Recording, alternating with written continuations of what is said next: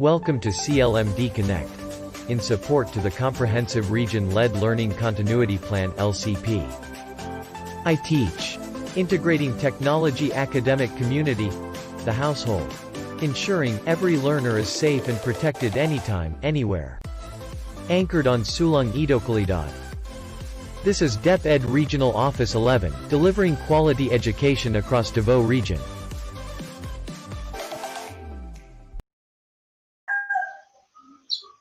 Today is the third day of the monitoring and the dry run implementation of the Distance Learning Delivery Modalities or DLDM for school year 2020-2021. And it is just fitting to start our activity with a prayer to be followed by our nationalistic song.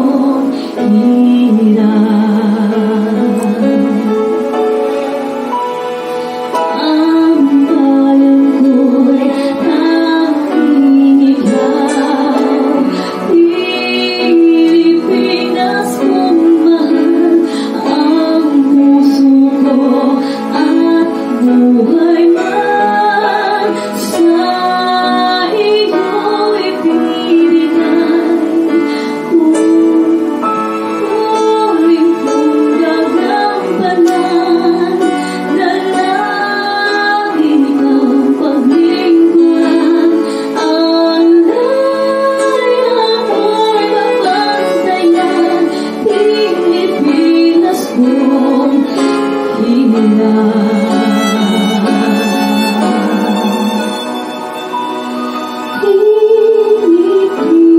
ko,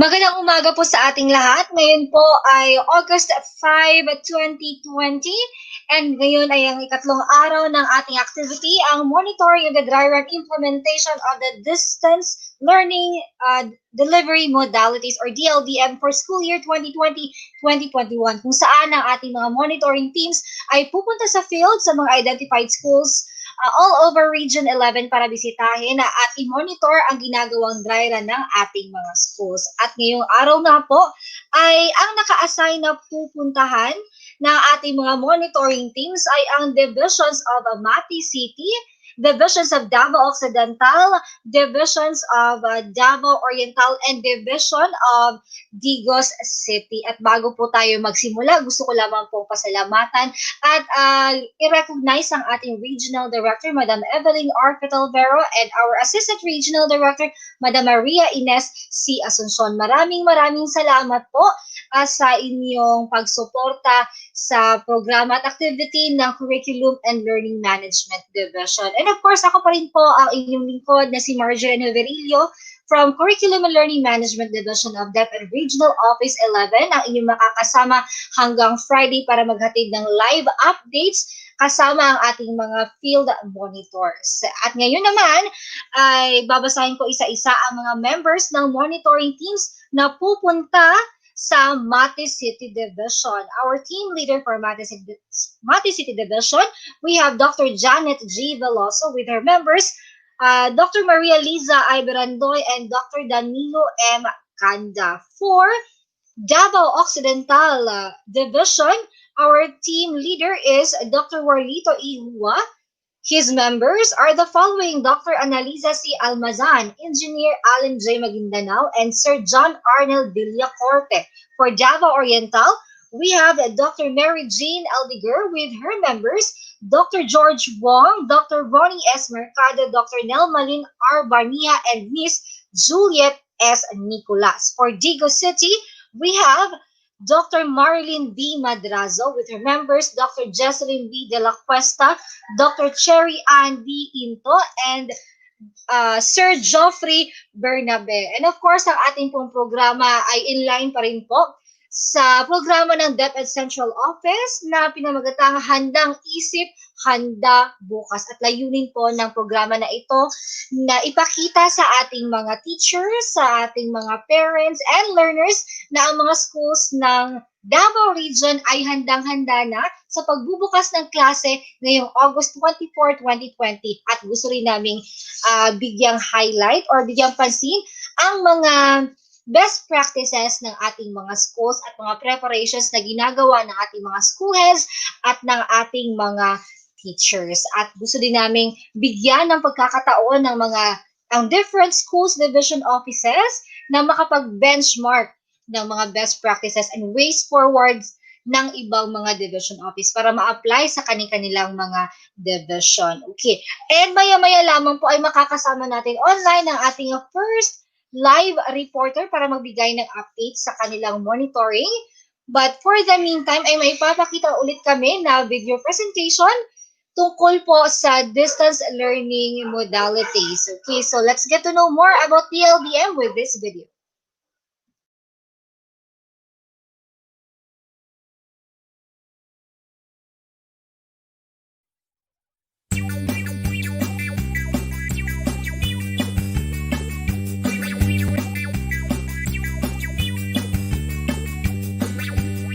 Panatilihing malinis ang ating katawan.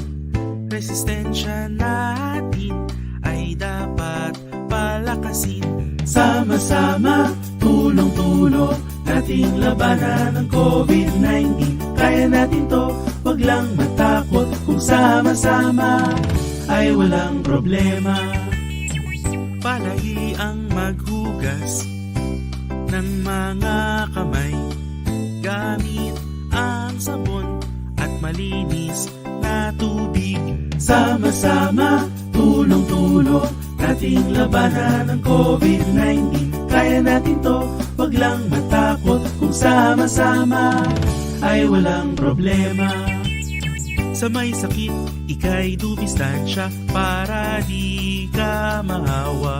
Kung uubo at babahing, bibig at ilong iyong takpan. Sama-sama, tulong-tulong, nating labanan ng COVID-19. Kaya natin to, wag lang matakot. Kung sama-sama ay walang problema. Labanan ng COVID, kaya natin to. Para sa karagdagang impormasyon, pumunta sa doh.gov.ph o sundan ang official DOH Facebook page.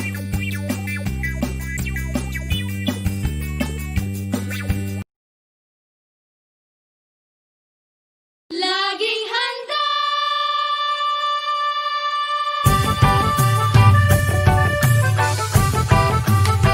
Laging handa!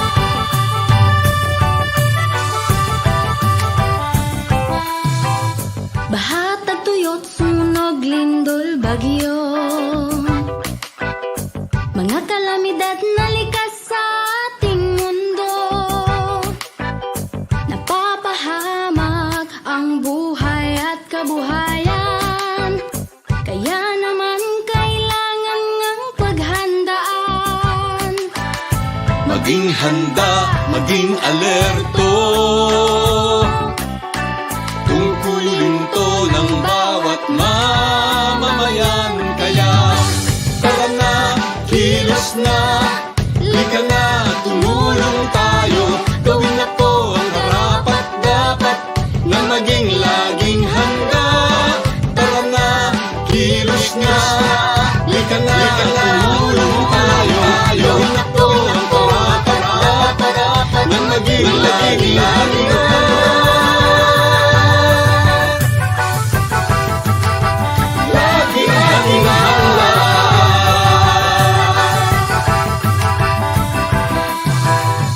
Kalamidad ay masahang darating.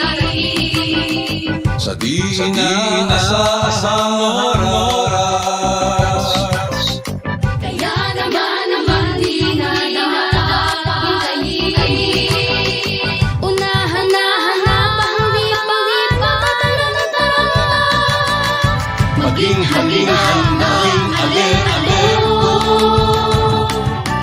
tungkulin mo ng bawat mamamayan. Tara na, kilos na, lika na, tumulong tayo. Gawin na po ang karapat dapat na maging laging handa. Tara na, kilos na, lika na, tumulong tayo.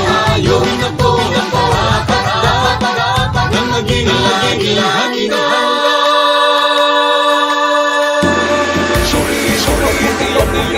Kambal, saan ka nakatira? Diyan ba ay bumabaha? Tuwing gamot pagkain, tulong pang sulit, first aid kit, mga gamit ng lakas ng buhay dapat madapit. At sinalo, sumama ka. Meron bang mayroon talayo sa kasawian, panahon na yun, at ang hangin. Mabuti na lang na tayo ay laging nakahanda. Kilos na, lika na, tumulong tayo. Gawin na po ang karapat dapat na maging laging handa. Tara na, kilos na, lika na, tumulong tayo. Gawin na po ang karapat dapat na maging laging handa.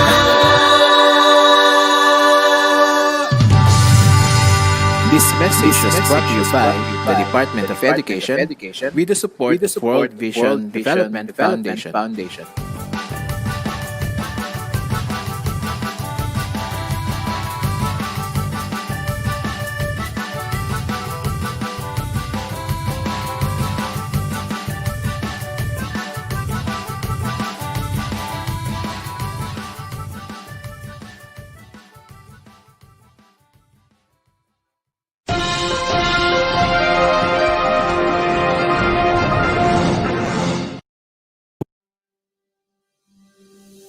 DepEd Region 11 is proud to showcase another responsive distance learning delivery modality, which is a radio-based instruction using the horn loudspeaker or trumpa. Materials, magatunos kita, makabalog kita sa kanainan. This mechanism is a viable approach in schools where there is no reception of a broadcast radio channel using a transmission system from a radio station and no internet connectivity. The horn loudspeaker is installed in community where learners are situated and corresponding pre-recorded radio script lessons are played. Learners, together with their parents, are better assisted in this blended learning as they listen to the education episodes aired through this approach. Learners are assisted by their parents or older siblings at home as they accomplish their self-learning modules. Inaagyan ng radio-based instruction na transmitter na ito. Nag-istoryahan namin ni Kapitan Kagalina initially with Dr. Piloso, Dr. Joe Bolofer, o ngayon si Kapitan. Wala problema, sir. Magitabi o mga trumpa para sa mga purok. Di ba, Kaplo? So, challenge me sa mga teachers, i-reach out yun nato ng mga bata. To the Vice Mayor, huwag yun katapusang pagpasalamat, Vice. Kapital, salamat po tayo. Kayo po, men, thank you very much for the ever-ready support. Thank you. So, maayong udlo. No? Kailangan tayo registration, isabutan na sa munisipyo, na time slot na ihatag, improve po naman ang signal. No? So, nag-story-story kami kung siya mapunting, siguro, magsabot po ni Governor Taibuloy, pati sa unsawang pag-improve niya itong mga signal, sabi na sa radio base. Ako nalipay ko dako tungod sa programa ginahimo sa suporta ra sa atong presidente sa atong mayor, gobernador sa pag-secure sa palibot sa atong lugar diri sa Pilipinas. Yun ang programa sa barangay. Sa mga ginikanan sa mga bata kay participate. Nasalamat sa DepEd sa Modyo. Handang isip, handa bukas. Handa isip, handa bukas. Isip, handa bukas.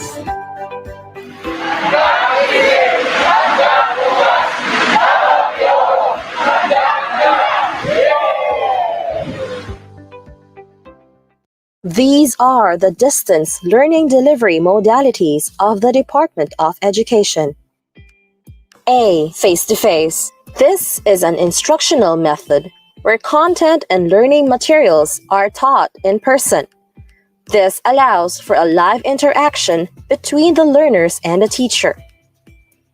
This modality may be used as a way of feedbacking or application of concepts, or checking the learning of the learners, or as assessment phase of any modality.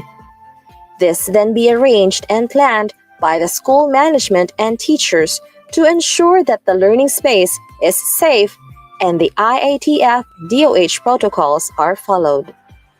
B. Modular, or printed learning modules. This is a self-learning module, or SLM, in hard copies for the learners to read, answer, and accomplish at home. The learners shall be supervised or guided by an adult, other siblings, and family members. Teachers will commit at least 2 hours per day to track learners' learning. This modality is apt for vulnerable group of learners, especially those with special needs. C. School on Air, radio-based instruction, or RBI, through radio transmission and horn loudspeaker, or trumpa in Cebuano term. This modality caters the education of learners in remote areas. This is conducted by radio via radio transmission using airtime provided by the local and national radio broadcasting stations. Another viable approach is the installation of a horn loudspeaker in a community learning center or within the vicinity of the community where learners are situated, and corresponding pre-recorded radio script lessons are broadcasted. Learners shall be provided with SLMs for them to work on through the help of the parents, older siblings, and other family members. The same materials will be returned to the teacher for checking and feedbacking. D. Television-based instruction. This is teaching through the use of television or other visual media. The learners may view educational episodes or lessons on television at home. Lessons are featured through pre-arranged TV programs and aired according to time slots and grade level on a daily or thrice per week basis. Another viable approach here is the use of CD or DVD, wherein educational lessons are saved in a thumb drive, or CDs or DVDs, and are provided to the learners for viewing. Learners shall be provided with SLMs for them to work on through the help of the parents, older siblings, and other family members. The same materials will be returned to the teacher for checking and feedbacking. E. Offline. Offline. This is appropriate for learners who have access to appropriate learning tools, such as desktop, laptop, tablet, or smartphone, but have limited internet connectivity or poor connectivity. Learners will be provided weekly digitized or e-copy of the self-learning modules or SLMs. The soft copy may be obtained using a USB flash drive, CD, email messages, repository platform of the LMS, and through a mobile app of the LMS. The learners and teachers have codes to access the LMS for protection and compliance with the Privacy Act. F. Online, synchronous and asynchronous. This is intended for learners with available learning tools, such as desktop, laptop, tablet, or smartphone, and with strong and stable internet connection. The school LMS is the dedicated structure, and the Microsoft Teams or Google Meet will be the platforms for the learning engagement, where the teacher and learners can have screen sharing, text chats, and sending queries in real time. The school LMS is also used for posting of lesson presentations, content links, class activities, announcements, submission of outputs such as personal journals, insights, performance tasks, electronic folios, reports, and individual feedback on progress of learners if they are meeting the standards. The LMS will also archive or record all results of class interactions where learners can review and download the discussion points that will enrich the learning. The learning engagement may be through synchronous and asynchronous modes. In synchronous mode, learners are to attend the scheduled class session or virtual class where they will be required to log in for their attendance or accomplish certain tasks on a predetermined date. This also includes assessments, chat room time for students to share ideas, video meetings or group phone calls, live stream lectures or demonstrations. The asynchronous experience includes recorded presentations such as videos and slideshows, email, discussion boards, social media group or group chats, where learners will be allowed to access materials, ask questions, and practice their skills to explore and navigate online using also their class outputs.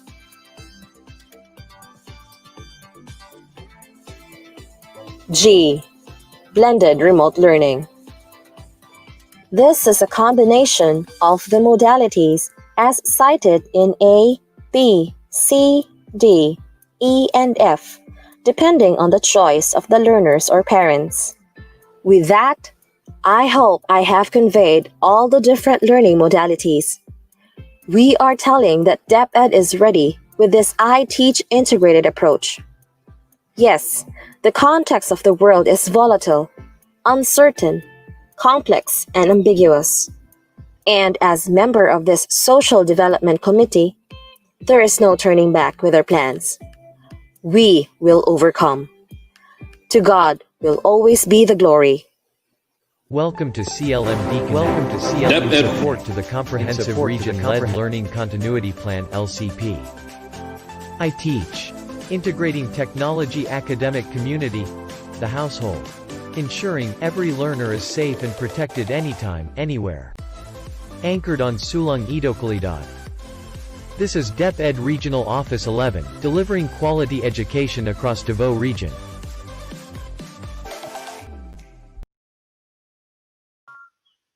Yes, we will overcome whatever challenges that may come our way, of course, with the special participation, cooperation of our stakeholders, our partners, and our counterparts from the different schools division offices. And as a wrap-up, balikan po natin yung mga updates or reports na binigay ng ating mga field monitors from Davao de Oro Division and Davao City Division.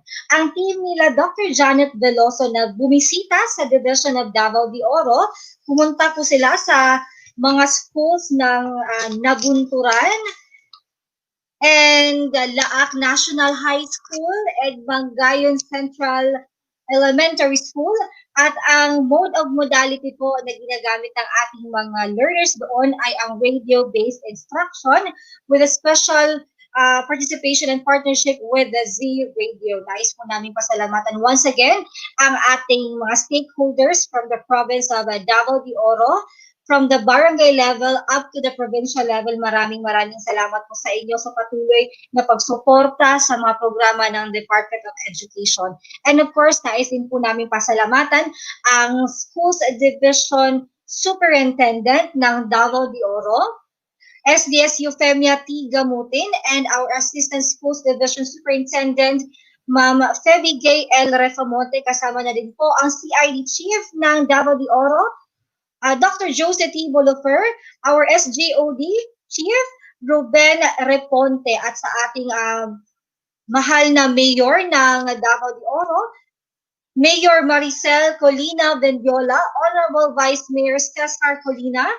We also have Honorable Agner A. Alfontin of the Municipality of Maragusan. Maraming salamat po sa inyong pagtulong at pagsama sa aming mga field monitors noong nakaraang 2 araw, Monday to Tuesday. At naipapakita po kami ng mga videos highlighting the monitoring of our team.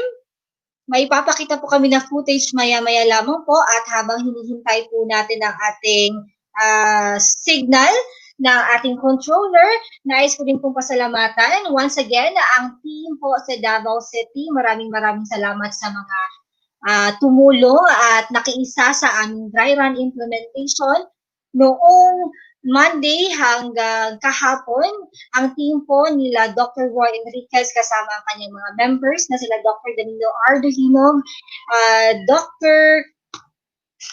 Isidra Bidespi or Flor Dingal, and Ma'am Janice T. Gamalo ay nagpapasalamat po sa inyo lahat sa inyong mga binigay na mga live updates at paghahanda para sa dry run implementation ng DLDM for school year 2020-2021. At masasabi po namin na indeed ang divisions of Davao de Oro and Davao City ay handang-handa na sa pagbubukas ng klase at sila ay handang isip, handa bukas. At ngayon ay ready na ang ating video footage highlighting the Davao de Oro monitoring team.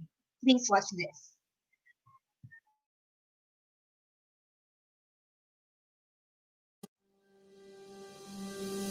DepEd Region 11 is proud to showcase another responsive distance learning delivery modality, which is a radio-based instruction using the horn loudspeaker or trumpa. Materials, magatuno sa kita, makabalo kita sa kalainan.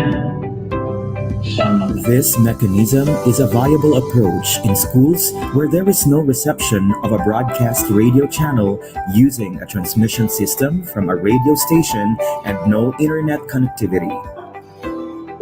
The horn loudspeaker is installed in community where learners are situated, and corresponding pre-recorded radio script lessons are played. Learners, together with their parents, are better assisted in this blended learning as they listen to the education episodes aired through this approach.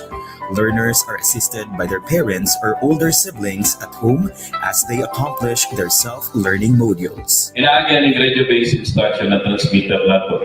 Nag-istoryahan namin ni Kapitan Kagalina initially with Dr. Viloso, Dr. Joe, Bolofer, o ngayon si Kapitan. Wala problema, sir. Mangita ni o mga trumpa para sa mga purok. Di ba, Kaplo?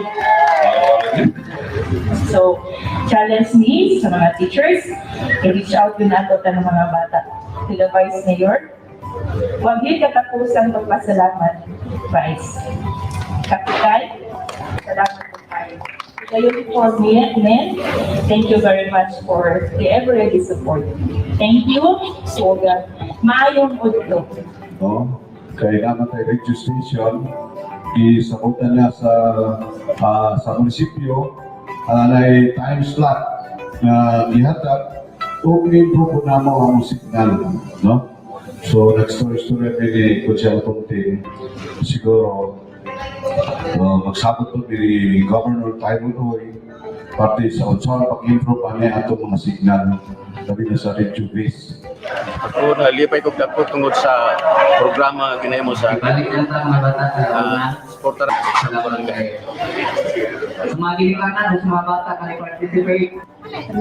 Junila, hindi anak, pagkadyawa yung pag-eskwela niya, pagkadyawa yung pag-study mo kay ano yan module na taga deep ed. So gani yan sila yakan ni para kita katudluan o mamotigan kita doon na ng madyaw na pag-study. Salamat sa DepEd sa madyaw. Oh. Handang isip, handa bukas. Handang isip, handa bukas. Handang isip, handa bukas.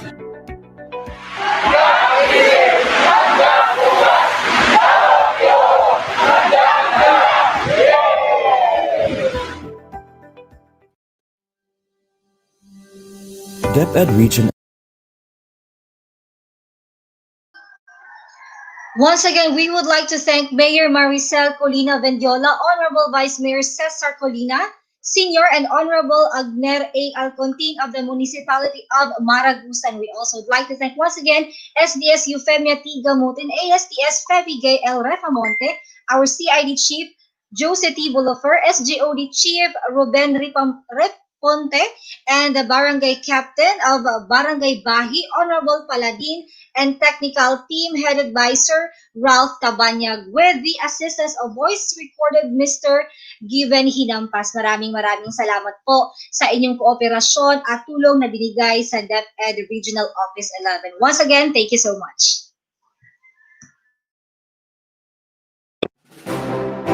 DepEd Region 11 is at the helm of ensuring readiness of the schools division offices and schools for the opening of classes in school year 2020-2021 in support to Handang Isip, Handa Bukas. National kick-off program today and will continue to navigate diversified learning delivery modalities and strategies to sustain quality education as capsulated in our basic education learning continuity plan, I Teach, by integrating technology, academic community, and the household.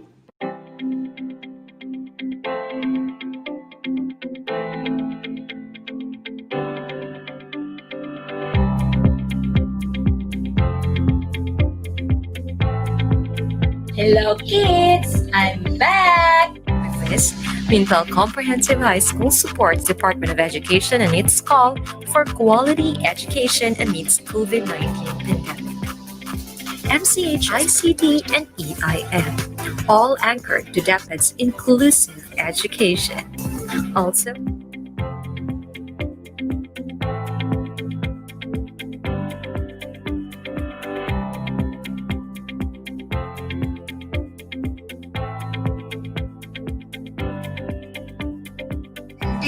on the container. It has weight. Water is a famous example of liquid. Gas is another form of matter.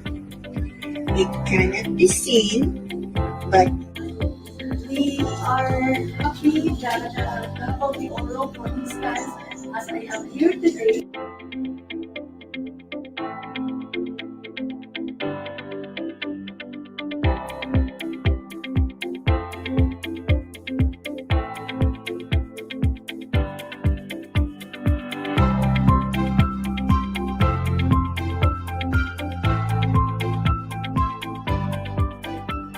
The task, and once you're done, please raise your hand. Is the instruction clear?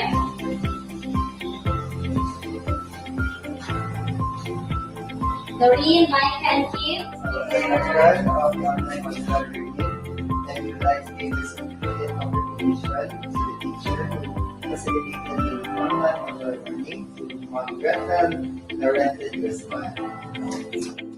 Consultation with our department heads, our teachers involved, and to include also the orientation with the parents and the learners, so that by the time that we will have this dry run, everything will be going smoothly as expected. Okay, thank you so much, Sir Joe. Mukhang ready talaga ang inyong school. Yes po, Ma'am Janet. Yan, ready talaga ang Nabuntura National Comprehensive High School. At saka March, hindi natin na akalain na online. Ay, malaking tulong tapang para sa anak, ang giandam para sa DepEd, TV program, kay maminaw gid kayo ang ako ang anak, at least na mas kinaalang sa balay kag hindi ka siya maibalan na matun-an. Handang isip, handang bukas. Salamat, DepEd.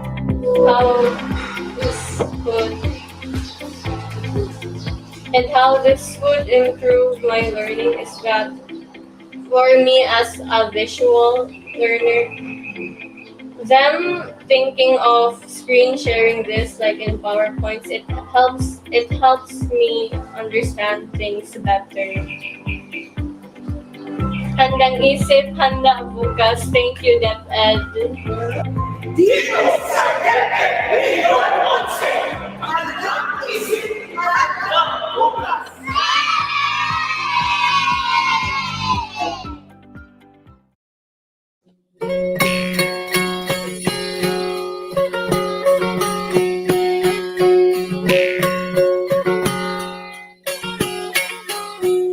Welcome to Mangayon Elementary School, Side 4 Extension, the School of Dreams, Dedication, Responsibility, Empowerment, Attitude, Motivation, and Success. Home of the Matigsalog Tribe, Side 4 in Barangay Mangayon in the municipality of Compostela is one of the identified geographically isolated, disadvantaged, and conflict-affected areas in the province of Davao de Oro. Its geographical location is challenging in itself. Teachers need to ride Skylab or habal-habal most of the time, which is a tough task to succumb. The school, founded in 2019, is a product of the spirit of volunteerism. The 20,000 square meter land area was donated by the chairman of the tribe, Uraya Mansay Luan. It is situated at the topmost part of the mountains of Barangay Mangayon. With this, the Department of Education, in partnership with the provincial government of Davao de Oro, inked a joint endeavor to establish a learning institution under its flagship program, the Last Mile Schools Program. It is envisioned to address the gaps in resources and facilities to far-flung communities in terms of education. Out of all the Last Mile Schools program recipients, Mangayon Elementary School Side 4 Extension is unique and has been a model for other LMS.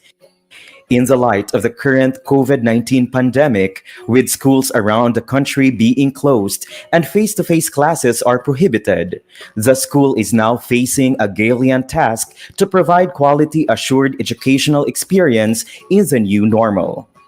Kakadi kuntoon no pag pangandam isip karami o tribu matigsalog kakadi no pag pangandam bayt sa glibod pag eskwela so kanami no kabataan og istoryahan ko og lalakang ko kasi kaso kanami kadi no mooto so matag sabok ka no kaning paningkamot tinaw to pag tutudlo ta anak no kunog paabsinon to eskwela so sino ka naabot ta sino kaning man ta kuntoon no ni ayuda kidto kanta no gobyerno labi na to sa dipid no kanta ug tutukan ta gid anak ta kuntoon sa ino panahon so ayaw kakanta kuno tidago warad og kidog kailad to tanan-tanan no mo kusudon mo grado to anak ta so kunong pagpangambog kakanta no nasuguran wara gid kaalam na wara grado ta kunto paningkamutan ta kunto tutukan ta sa eskwelahan so anak ta. In the implementation of distance learning, considering the situation of the community where the school is located, the provincial government of Davao de Oro had sponsored radio sets for the households to allow learning by means of radio-based instruction. Mangayon Elementary School Site 4 Extension is one with the government in ensuring the continuity of education amidst the pandemic. As we continue to grapple with COVID-19, our school has forged partnerships with our stakeholders, DESTA and the provincial local government of Davao de Oro. With this, we were able to establish main service points and speakers were installed in all households in Site 4 Mangayon. This is to ensure that RBI will be successfully implemented in the community. With all these efforts, we are committed to continue with the call of education in the new normal, and despite this global crisis, we can still deliver quality education for our learners. Modules are being prepared, which will be given to each learner. With the leadership of the school administrator working hand in hand with the teachers, the school is assuring that quality teaching and learning will be delivered despite and in spite of the situation. Threat of COVID-19 affecting schools nationwide, we are ready to deliver radio-based instruction. The schools division of Davao de Oro has chosen to give the learners of Mangayon Elementary School Site 4 Extension a fighting chance amid all the challenges. The materialization of the targets on learning delivery through radio-based instruction is made possible through the support of the Honorable Vice Governor Maricar Zamora and Z Radio, represented by Mr. Manuel Zamora Jr. And we also thank the Honorable Governor Tyrone Uy for being very solicitous to the needs of our children in the different schools of the Division of Davao de Oro. To all our stakeholders, our heartfelt gratitude and appreciation.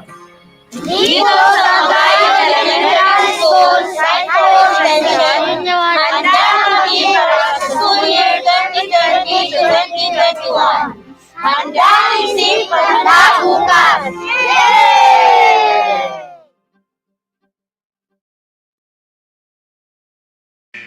As alarm bells began to sound on the growing spread of COVID-19, the government has established a multi-sectoral global task force to support the country in terms of response and coping measures. Never before have so many children been out of school at the same time, disrupting learning and overturning lives, especially the most vulnerable and marginalized. But as the country grapples with COVID-19, the Department of Education vowed that it will continue to ensure quality education through the Learning Continuity Plan. With this, Mintal Comprehensive High School supports Department of Education and its call for quality education amidst COVID-19 pandemic. MCHS for 26 long years has undergone massive improvements in terms of its physical and human resources. Physical developments have significantly contributed to the improvements of the school services, not to mention the school programs which have honed every learner's talents and skills. MCHS is an ISO certified institution which is known with its programs. Project ICE team in partnership with Pass It Forward from Israel. Contextualized STE, Alternative Learning System, Involvement of SPAD students to school activities, Equal Opportunity for Muslim learners and indigenous people, Special Program in Foreign Language for Spanish, Nihongo, Mandarin, and Korean, Senior High School offerings such as ABM, HUMS, STEM, HE, ICT, and EIM, all anchored to DepEd's inclusive education. Also, evident physical developments were attained through the aid of the stakeholders and PDA, making it ready for the new normal. Installation of closed-circuit television cameras, electronic feedback mechanism through tablets, 21st century classroom with smart board, radio frequency identification scanner for the learner's ID, acquisition of essential items for the new normal such as alcohol or sanitizers, food bath, surgical gloves, surgical masks, hygiene kits, thermal scanners. With all these programs and physical resources, MCHS still needs the support of its stakeholders and community, especially that in the latest survey conducted by the school, it revealed the needs to be resolved. May we present to you the result of the survey in accordance with the Learning Continuity Plan of the Department of Education. School latest profile according to DepEd Learning Continuity Plan template. Currently, the school has 108 teachers, 86 teachers for junior high school and 22 teachers for senior high school. And part of the school's force are the 9 non-teaching personnel. Out of 108 teachers of MCHS, 101 or 94% has laptops or desktop units at home. 53 or 49% has internet connection. 83 or 77% has smartphones or tablets. 4 or 4% undergone training on digital training. And 76 or 70% has ideas on how to use teaching and learning online platforms. Out of the 2,535 learners and parents who responded to the survey, 77 or 3% are learners with special needs. For the employment status of the parents, 887 or 35% with full-time job, 380 or 15% with part-time job, 557 or 22% is self-employed, 304 or 12% is unemployed due to community quarantine, 407 or 16% has no job or unemployed. How does your child go to school? 406 or 16% walking, 1,875 or 74% public commute, 254 or 10% family-owned vehicle. What devices are available at home that the learner can use for learning? 380 or 15% cable TV, 811 or 32% non-cable TV, 1,039 or 41% basic cell phone, 1,673 or 66% smartphone, 202 or 8% tablet, 507 or 20% radio, 228 or 9% desktop computer, and 481 or 19% laptop. Do you have a way to connect to the internet? 836 or 33% answered yes. 1,699 or 67% answered none. What distance learning modalities do you prefer for your child? 1,139 or 41% online learning, 481 or 19% television, 202 or 8% radio, 2,178 or 82% modular learning, and 177 or 7% only prefer the combination of face-to-face with other modalities. What are the learning modalities for school year 2020 to 2021? First, Face-to-face modality. This refers to a learning delivery modality where the students and the teacher are both physically present in the classroom. This modality must secure social distancing with only 15 students in the classroom. This is only applicable to communities declared safe, very low, or no risk containment by IATF or city government. Second, home based modality. This is categorized into two: online and modular. The home based online modality is an approach in which students will have their studies at home using the following gadgets: laptop, desktop computer, and tablet or smartphone with internet connectivity. The home-based modular modality is an approach in which students will have their studies at home using printed materials or what we call self-paced modules. Lastly, blended learning modality.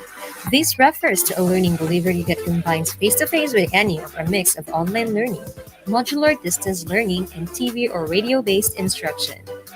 This time, I will present to you the proposed scheduling of MCHS.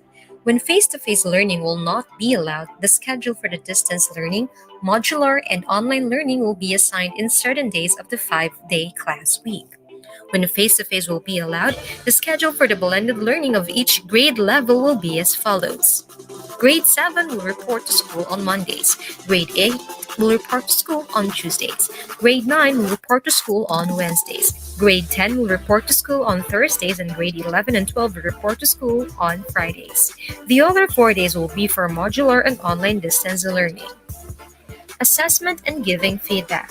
The presence of COVID-19 necessitates MCHS to develop alternative approaches to deliver critical feedback function of learning assessment. Assessment method. Objective test. Short answer test. Extended answer test like essays. Practical tests. Situational assessment or skills assessment. Assignments and projects, and presentation and oral assessment. Lastly, portfolios. Assessment plan. Outcome-based with student and student constructed. Modified IS scheme, student weighing of assignment or multiple assignment. Objective test, knowledge and comprehension level objectives. Projects and portfolios with rubrics, analysis or application level objectives. Administer formative assessment using synchronous and asynchronous forms, giving of feedback through online messaging platforms. Teacher readiness to online or digital learning. Aside from the fact that MCHS actively participates to different webinars, particularly those initiated by DepEd OER Tech Unit and DepEd Region 11, the school is set to conduct a capacity building for teachers on online and modular learning platforms.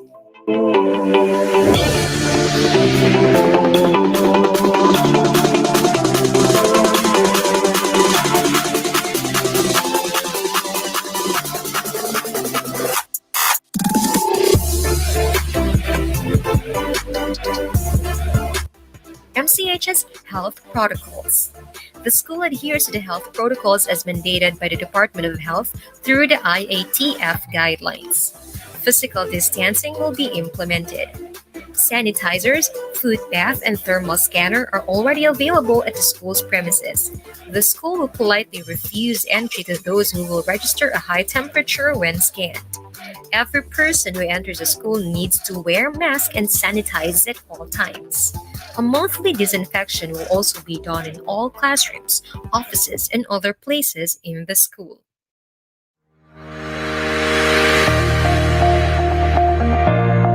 MCHS on implementing the learning modalities.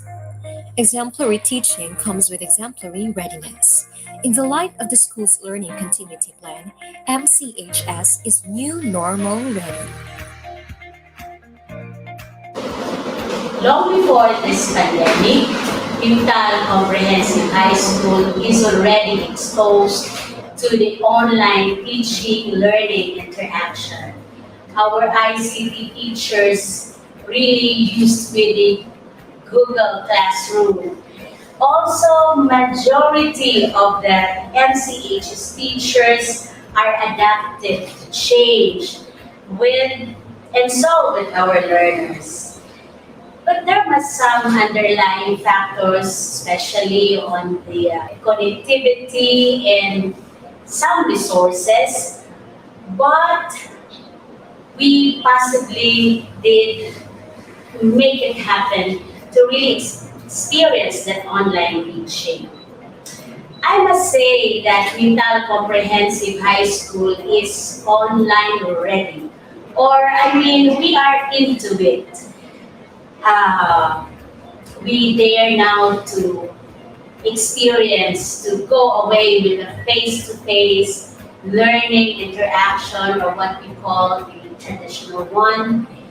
And I know that we dare to really be on our toes because we are also being supported from the central office with the first webinars that the teachers experience down to the regional office, thanks to our RD Petalbero, ARD Asuncion, and the rest of the Region 11 team who give us those wonderful experience would help our teachers really get into this online teaching.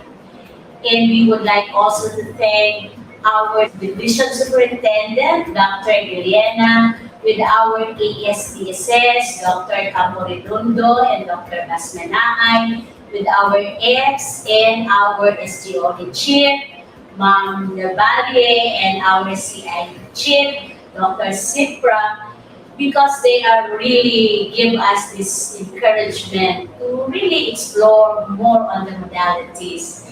So with our cluster 6, cluster head, Dr. Jan Galan, with our strong stakeholders, our Mintal Council, Barangay Mintal Council, with our parents, and with the blazing passion of teachers. I know, God's still in the orchestra. And so, together with Mintal Comprehensive High School, we will dare to brave on with this new normal of the Philippine education. I am Jemar Barlatar, Junior High School MAPI teacher with Mintal Comprehensive High School. The answer preparations are indeed experienced by all teachers in the Philippines. It might be extra challenging for public school setup since preparation is equally related to money, resources, time, and effort. As teacher, I engage myself in webinars and intend to apply the most practical strategy to teach in the new normal setup. Preparing lesson plans anchored to most essential learning competency, or also known as MEL, is one of the crucial. Aside from the fact that they need to have new normal tools in teaching such as noise cancelling headset, good camera, and a functional laptop or desktop computer for some. This pandemic is surely a challenge, but this is just one of the challenges that we will get through with divine confidence. It was on the 1st of June that marked the new normal beginning for school year 2020 to 2021. Previous learners and incoming learners of MCHS are given the freedom to choose an appropriate learning modality to continue education despite COVID-19 pandemic. MCHS, together with its stakeholders, favors distance learning modality in adherence to DepEd's call to continue education in the safest, practical, and efficient learning to our learners. Distance learning modality covers the best of two: modular and online instruction. Based on enrollment survey results, modular and online are the winning preferences of MCH's parents and learners. With this, may we present to you the MCH's way on modular learning modality.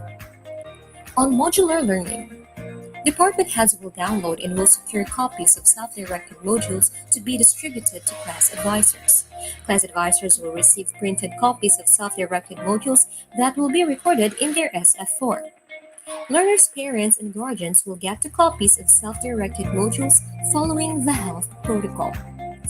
Learners' parents and guardians will be informed by the class advisors on designated schedule of module distribution and retrieval.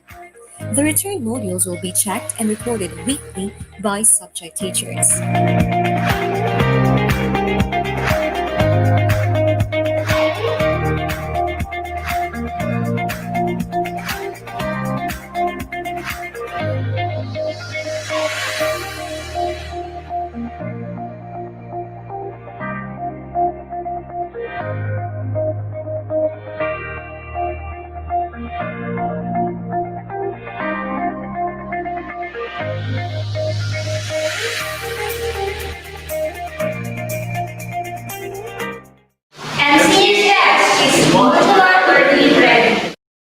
of modular learning preparedness, MCHS has continued to weigh better possibilities for the safety of everybody, for our learners, teachers, parents, and greater community.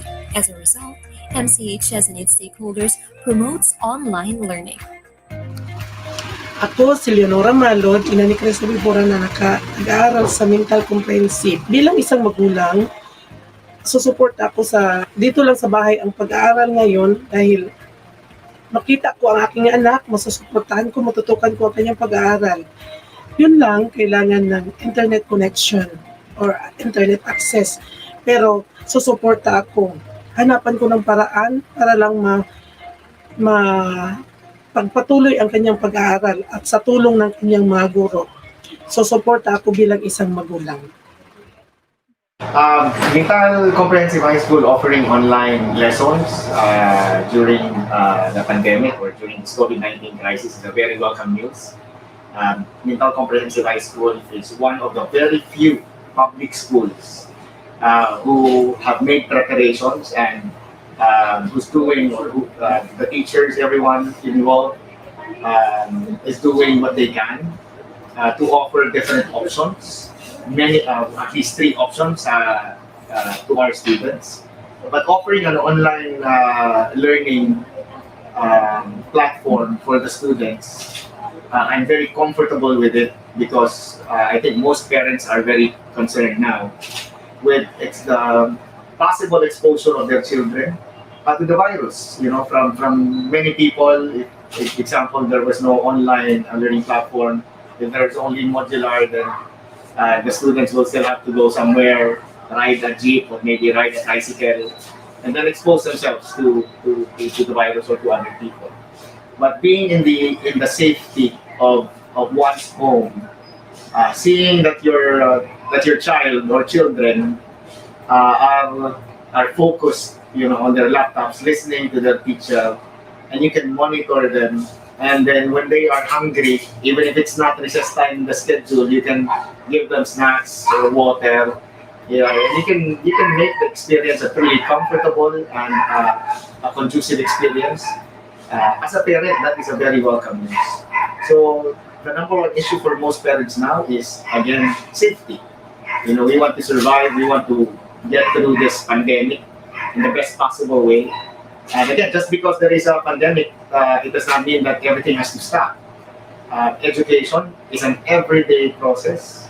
And again, Mental Comprehensive High School offering online lessons is a truly great news for all parents here in Mintal. And even to those parents from far away or from other barangays who chose to or who have made the decision to enroll their children in Mintal Comprehensive High School. So it does not only offer safety, but it also offers opportunities for students from other barangays, even from far barangays, to experience the Mental Comprehensive High School way of learning because of the online platform. So Mental Comprehensive High School, thank you for this great plan, for this great vision that you've materialized.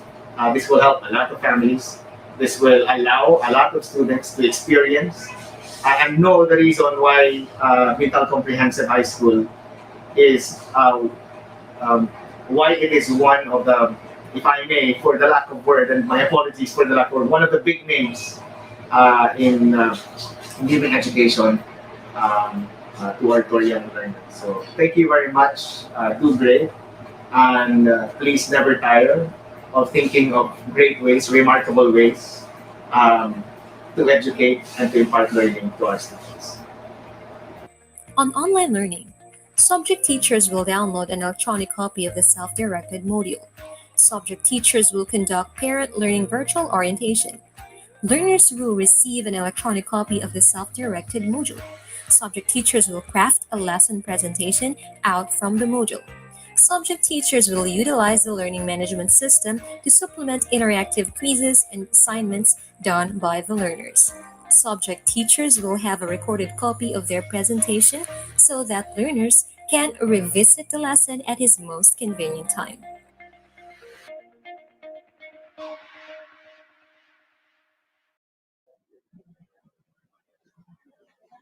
Okay, magandang umaga sa inyo lahat. Bago tayo magpatuloy, manalangin muna tayo sa ngalan ng Ama, ng Anak, ng Espiritu Santo. Amen. Kabanal-banal ang puso ni Jesus, kaawaan niyo po kami. Kabanal-banal ang puso ni Jesus,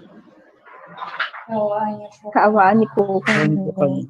sa ngalan ng Ama, ng Anak, ng Espiritu Santo. Amen. Magandang umaga sa inyo lahat. Magandang umaga po. Umaga din po. Well, again, welcome sa ating unang klase para sa taong 2020 at 2021. At kung hindi ako nagkakamali, kayo yung mga magiging So, maaari mo bang basahin yung unang layunin natin para sa linggong ito? Unang layunin, nahihinuha ang kaugalian at kalagayang panlipunan ng lugar ng itong bayan batay sa mga pangyayari at usapan ng mga tauhan. Okay, magaling. How about Gemar? Maaari mo bang basahin ang ikalawa nating layunin para sa linggong ito? Nagagamit ng wasto ang mga pahayag sa pagbibigay ng mga patunay. Okay, maraming salamat. Sige, sandali lang ha. I-share ko muna yung screen ko para sa inyo.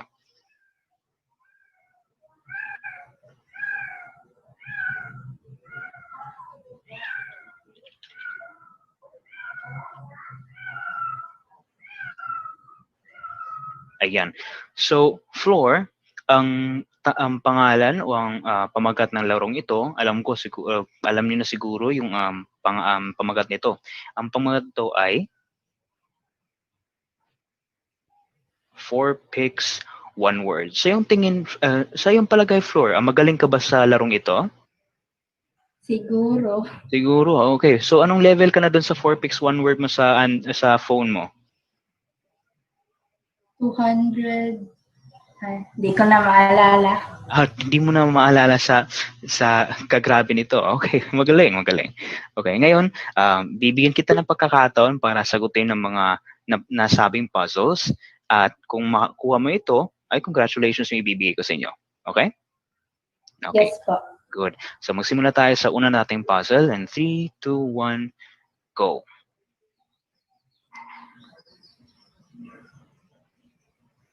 Ano kaya yung sagot para dyan?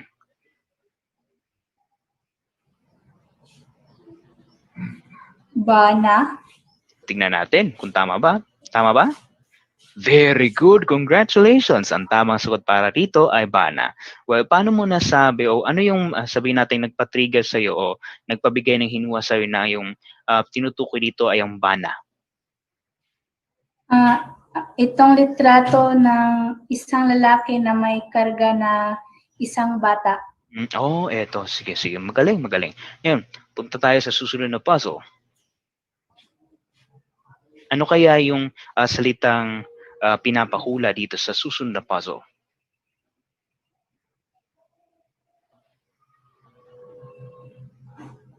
Asawa. Sure? Wala nang bawian Yes, at po. tingnan natin kung tama yung sagot mo. Tamang sagot ay very good. Congratulations. Ang tamang sagot para rito ay asawa.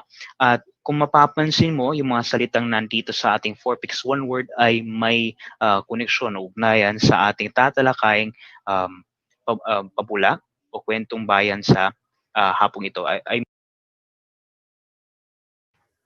Ito ay ang mga kwento nagmula sa bawat pook na naglalahad ng katangi-tanging salaysay ng kanilang lugar. Okay, maraming salamat. Crystal, may mga gusto ko bang idagdag? Ang mga kwentong bayan po, hango sa mga karanasan ng mga tao sa mga karanasan nila at ito yung refleksyon ng kanilang kultura din po. Okay, maraming salamat. Ngayon, Gemar, sabi ni Crystal kanina, ito'y parang sabihin natin salamin ng kanilang kultura. So, masasabi natin talagang yung talagang mga story ito. Pero paano kaya nila sabihin natin na preserba ang mga kwentong katulad nito? May ideya ka ba, Gemar? Ano po yun, sir? Hindi po masyadong marinig po. Pasensya po. Sige po. Ulitin ko ano yung kaya yung pamamaraan ng mga sinaunang tao upang mapreserba nila yung mga kwentong bayan. Hanggang ngayon ay buhay pa. Sa pamamagitan po ng paggamit po nito araw-araw, or yun po. Okay, maraming salamat. At dagdag din dyan, pinapasa yan mula sa isang henerasyon patungo sa isa pang henerasyon. Kaya lang ito ay nadaragdagan o nababawasan kasi nga marami-rami rin version ng mga nasabing kwentong bayan katulad din ng chika. Okay? Flor, maaari mo bang i-share screen yung pag na-navigate mo yung ngayon sa inyong LMS? Okay, good.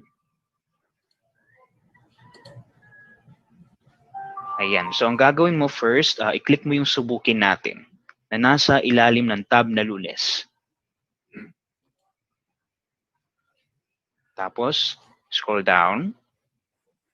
Okay. Pindutin mo yung re-attempt quiz. Okay. Start attempt. Again, kung makikita mo dyan, bibigyan ka ng 5 minuto. Sagutin mo ang nasabing quiz. Kung maaari.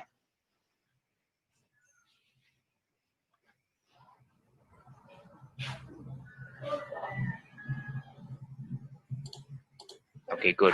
Sure ka na? Okay, yan. Next page na.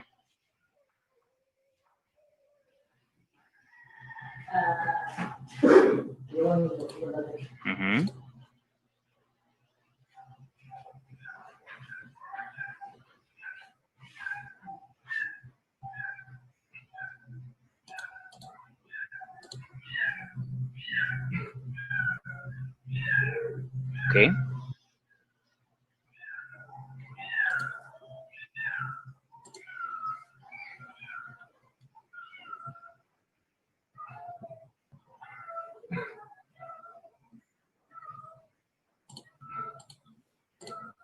Okay, good.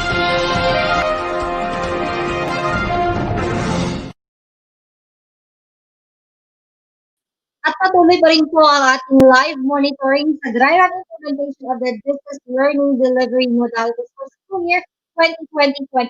At makakasama po natin live on screen para makasama ang ating monitoring team sa Davao Occidental na pinangungunahan ni Dr. Warlito Hua.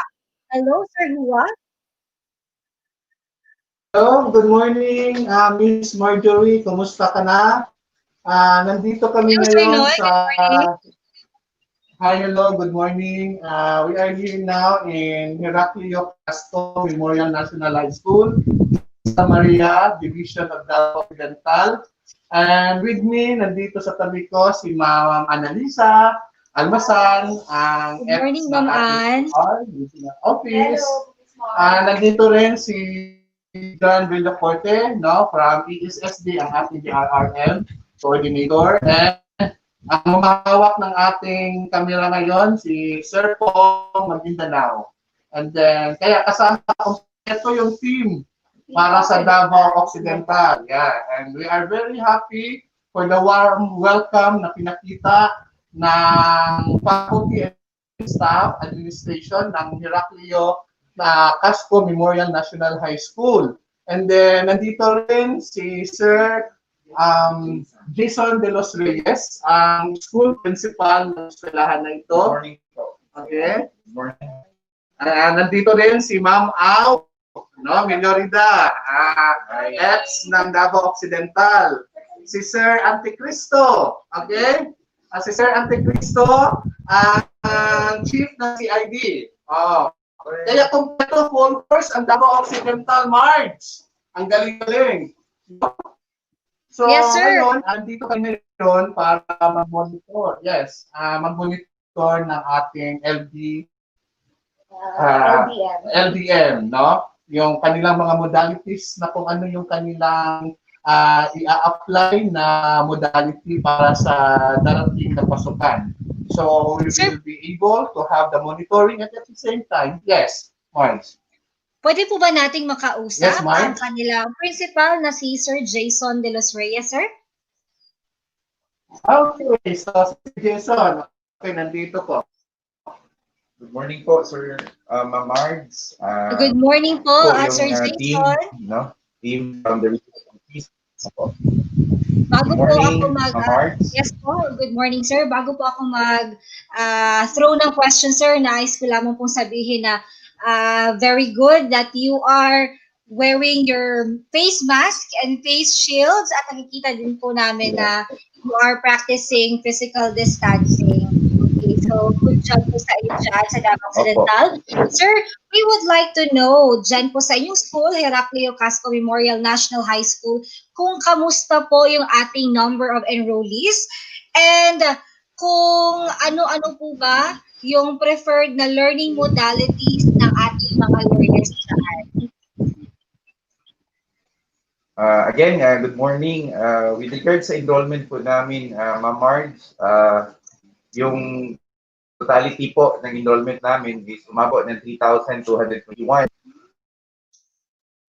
Then, yung regards sa modalities na gagamitin namin, yung gagamitin talaga namin is distance learning. So, under that one, yung modular, online learning, at saka blended learning.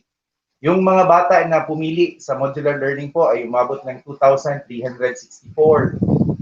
Yung online learning naman ay umabot ng 210.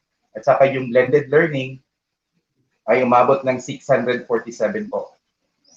Okay, So far, medyo madami yung modalities po gagamitin namin sa darating na pasukan ngayong August 24 po.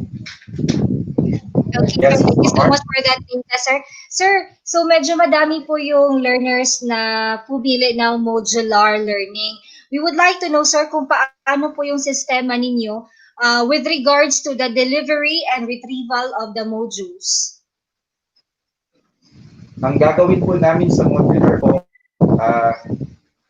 inorient ko na po yung mga teachers namin for the reproduction. So, ang gagawin po namin para hindi magpunta yung mga bata dito sa school. So, inassign ko po yung mga teachers by barangay po. So, kung saan sila nakatira, so doon sila mag-base. Tapos, yung mga parent po, kasi dadalhin namin yung mga printed materials, yung mga modules doon sa barangay para yung mga bata hindi magpunta dito sa school namin. So yung mga teachers po, sila yung magdala ng mga modules papunta doon sa mga barangay. Tapos, yung mga parents nila, sila yung kukuha ng mga modules. Tapos, yung parent nila, yun yung i-orient namin para yung parent nila yung mag-orient sa kanilang mga anak. Okay. Ibig sabihin, may sa ikakanda kayo na orientation sa ating mga Opo. parents. Okay. Pero So, sa thank you ngayon so po, much, kasi Sir Jason. Yes, sir. Yes Go ahead po. Good morning. Go ahead, sir. Go ahead. Sa ngayon po, kasi nga, bawal pa po yung mass gathering na marami po. Ang ginagawa po namin ay sa kasalukuyan, gumagawa kami ng flyers para mas maintindihan ng mga parent kung ano yung gagawin nila sa pagkuha ng mga modules. No? Yan lang po. Good morning, Ma'am Marta.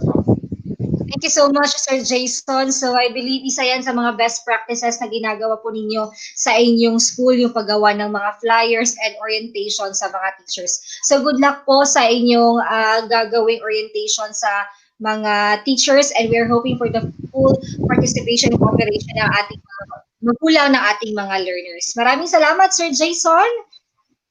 And may I request again, Sir Hua, Sir Noy? Yes, Marge. Ngayon, ongoing yung interview namin sa principal together with his assigned teachers para sa modality na magtuturo nito. At saka later po, you can be able to witness yung kanilang actual simulation kung paano nila ikakandak yung kanilang online classes na mag-start ngayong August 24.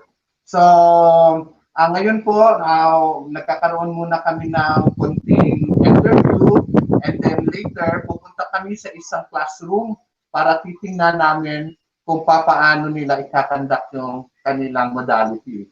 So, siguro, for some information, nandito yung kanilang teacher na na-assign para dito sa online modality class nila.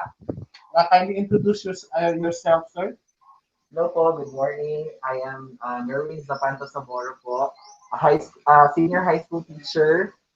Later on, I will be demonstrating the online synchronous class, but also I have prepared online asynchronous class using the learning management system, which I will be simulating later with my students. My students are from different barangays, and hopefully the signal would be with us today because the globe internet connection has been uh, experiencing uh, a slow what is that connectivity. So I hope that God will provide today.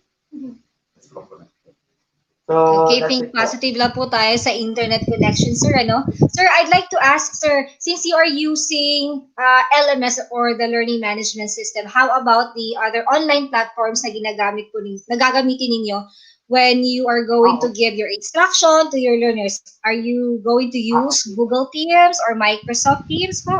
Or Zoom? Okay, the one that I will be demonstrating actually is the online asynchronous using the Zoom meeting app.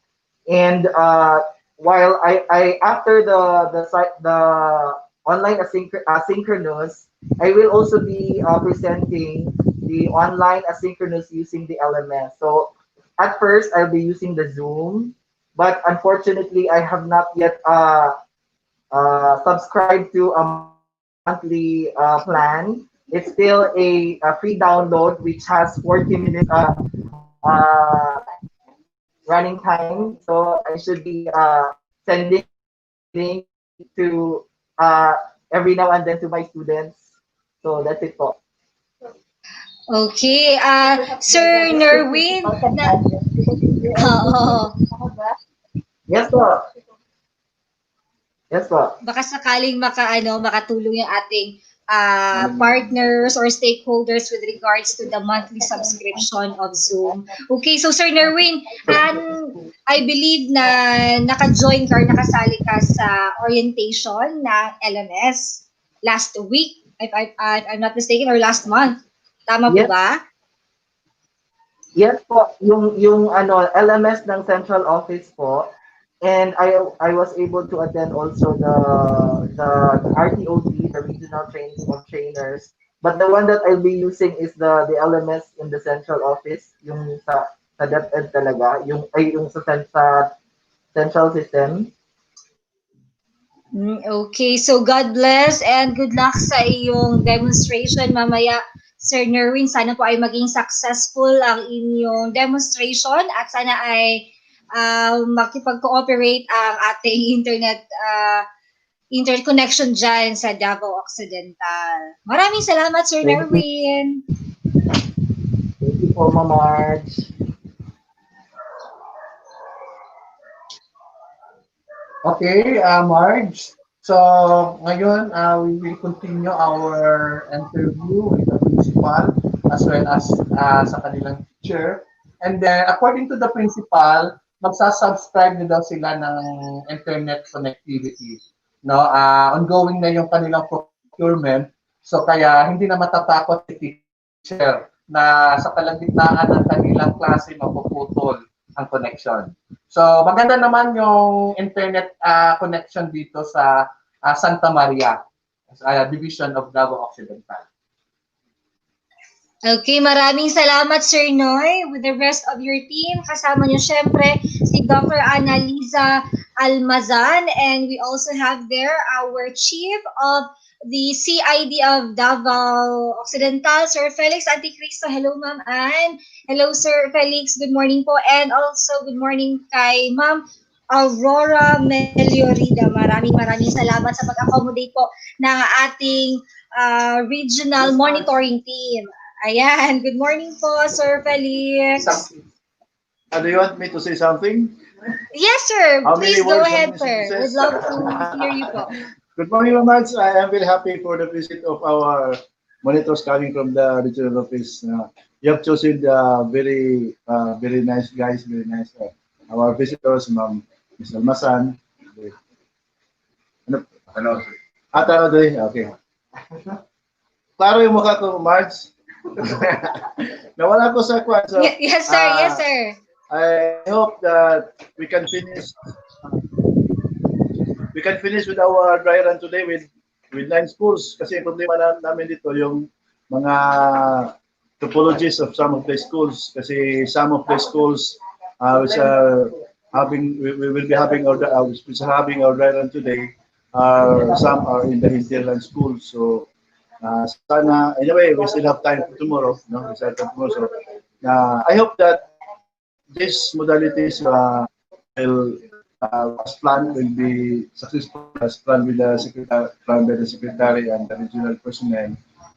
With all our hearts, we are going to support this program. So anyway, any program that the central office and the regional office is initiating, we in the field are always in our big hearts to support our program. So probably, siguro mga few minutes from now, we will start with our Dayan in Heracles Memorial National Lecture. All our visitors are well accommodated by the principal, Sir Jason, so very accommodating principal. Then after this, they will be divided into two groups. Others will be proceeding to near, the other is in the hinterland. So March, can I extend my regards to your boss, our CLB chief. Don't worry about your. Yes, sir. She is currently watching us right now, sir. Oh my God. Nanonood po si Madam Janet Velosa sa atin ngayon. My English well, no? So, thank you, Mark. No? Thank you. Thank you, sir. Maraming salamat po, Sir Felix, and let's hope and pray for a good weather para po hindi tayo magka-problema as our monitoring team travel to the different schools to be monitored. Bad weather, lalo na pupunta kami sa hinterland school. So, we will pray. Yes, yes, sir. Ingat po kayo, Sir Felix, and to the rest of the team. Maraming salamat po. Okay. So that was the Davao Occidental team of monitors composed by Dr. Warlito Ihuwa. Kasama din niya po si Dr. Analiza C. Almazan, our Education Program Supervisor for Kindergarten, and si Sir John Arnel Villacorte. At natungan din po natin ang principal ng Heraclio Casco Memorial National High School na si Sir Jason de los Reyes, kasama ang mag-demo na teacher na si Sir Nerwin Zamora. Kasama din, of course, ang ating CID Chief, Sir Felix Atiquiso, with Ma'am Aurora Meliorida. Maraming salamat po. And later, iimbitahin po namin kayo ulit online para magbigay ng live updates sa ginagawa or gagawing demo sa Heraclio Casco at sa iba pang bibisitahing school sa Davao Occidental. Alright, once again, thank you so much. And as of this moment, ipagpapatuloy po natin ang ating video presentation regarding learning delivery modalities. Okay, pindutin mo yung submit all and finish. Okay, pwede mo nang ibalik dito sa screen natin.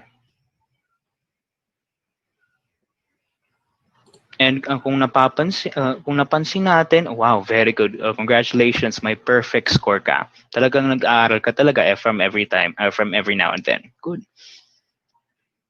Okay, Flor, maaari ka bang magbigay ng maikling buod hinggil sa nangyari sa kwentong bayang ang Munting Ibon? Yes po. Okay. Si Loki Ababay at Loki Amamay ay mag-asawa at ang kanilang pangkabuhayan ay bilang isang mangangaso. Isang araw naglagay sila ng bitag sa kagubatan at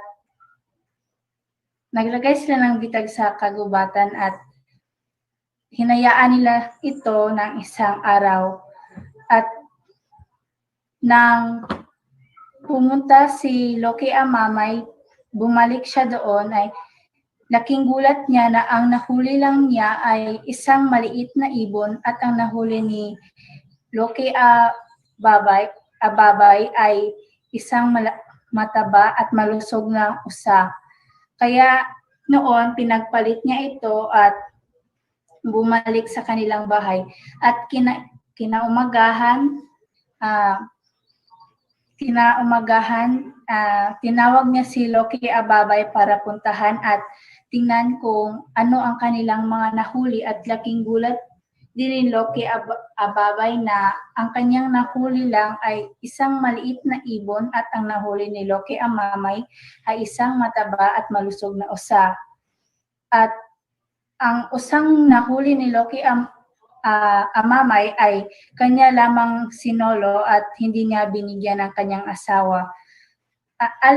Nung makaraan ng ilang araw, nalaman ito ni Loki Ababay kaya pinagpasyahan na hindi na sumama sa pagtingin ng kanilang mga nahuli. At yung isang araw ay nanaginip siya na pinakain niya ng trigo ang kanyang munting ibon na nahuli at nangitlog ito ng ginto. At yun ay nagkatotoo rin kaya nakapagdesisyon siya na iwanan si Loki Amamay at magsimula ng bagong buhay. At nung malaman ni Loki Amamay na ang naging buhay ni Loki Ababay na nakapagpatayo siya ng isang malaking palasyo ay sinubukan niyang pumunta at makipagbalikan dito. Ngunit alam ito ni Loki Ababay kaya sinabihan niya ang kanyang mga tauhan at gwardiya na wag papapasukin si Loki Amamay. Okay, maraming salamat. Congratulations. Ano lang, konting clarification lang. Ang pangalan ng lalaki sa kwento ay Loke Amama, hindi Mamay. Si Loke Ababay yung babae. Okay? But again, Flor, maraming salamat sa iyong pagbubuod para dito sa ating klase. Okay, ngayon, well again, kagaya yung sinabi nyo kanina, ang mga karakter na yun ay mag-asawa, pero hindi maganda yung pagkakaugnayan nila kasi nga yung lalaki o yung bana medyo ganit o medyo mapangkamkam. Ngayon, Jemar, kung ikaw yung pagbibigyan ng pagkakataon, babaguhin mo ba yung sabihin nating huling bahagi ng kwento? Bibigyan mo ba ito ng happy ending? Opo, sir. Bakit? Bibigyan, gusto ko po sana yung ending is mapapatawad nung babae po yung lalaki para magkaroon ho ng happy ending at para magkaroon ho sila ng happy family. Ganun ba? Okay, Fleur, sumasang-ayon ka ba sa sinabi ni Jemar na kailangan magbalikan sila Lucas Ababay at Lucas Amama? Opo, sumasang-ayon. Doon sa LMS ninyo, papakita ko yun sa inyo ngayon, sandali lang.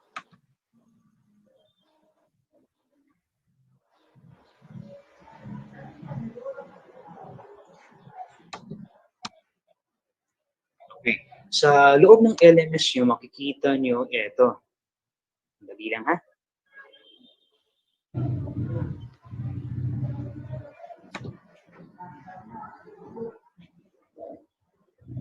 Okay, sa loob ng LMS nyo, particular na sa inyong sa kurso ng grade 7 Filipino, makikita nyo ang isang tab na tinatawag na sagutin natin. Ang gusto kong gawin nyo, i-click nyo ang link na ito o i-click nyo ang tab na ito at saka sagutan ang mga tanong na nasa loob. Bibigyan kayo ng 5 minuto ng LMS upang sagutin ito. Okay? Okay, good. May sabihin niyo lang ako or sabihin niyo lang ako kung tapos na kayo kasi the earlier the better. Okay?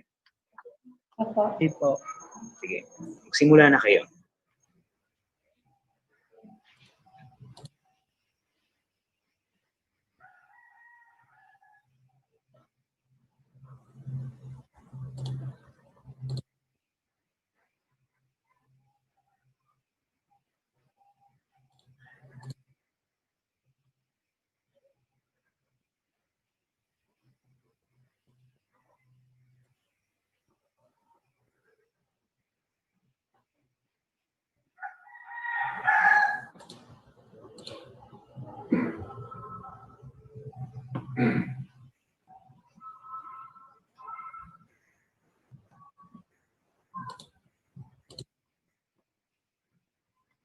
Okay, very good then. Okay, magaling. Then submit all and finish. Okay? Okay, maraming salamat. Pwede mo nang ibalik dito sa atin. Okay, magaling. Ngayon, Ngayon, bago tayo magtapos sa ating live session, may mga reflective questions na ako itatanong, okay? Okay, good. Now, Flor, simulan natin sa iyo. Ano yung mga kaugaliang itinatampok sa nasabing kwentong bayan? Isa sa mga kaugaliang pinagtampok sa kwentong bayang binasa ko ay ang kaugalian ng mga Pilipino sa sinaunang panahon na ang pamumuhay nila bilang isang mga ngaso. Okay, magaling, magaling. Ano pa? How about katangian? Cristel, anong klaseng mga katangian ang ipinapakita? Halimbawa, sabihin natin kay Lopez ang mama o yung bana. Ano yung klaseng katangian na ipinapakita doon? Yung katangiang napakita doon ay negatibo, ang pagiging makasarili at o pagkagamit ng kanyang bana sa kanyang asawa, at isa na din yun ang pagiging madamot po. Okay, maraming salamat. Well, Jemar, may kakilala ka ba na may kaparehong ugali ng bana dun sa kwento? Po, yung kapitbahay po namin, sir. Ganun ba? Napatunayan mo ba na ganun yung katangian ng kapitbahay mo? Opo, base po sa mga chismis po. Sa chismis. Pero again, mga bata, huwag tayo agad naniniwala sa chismis, ha?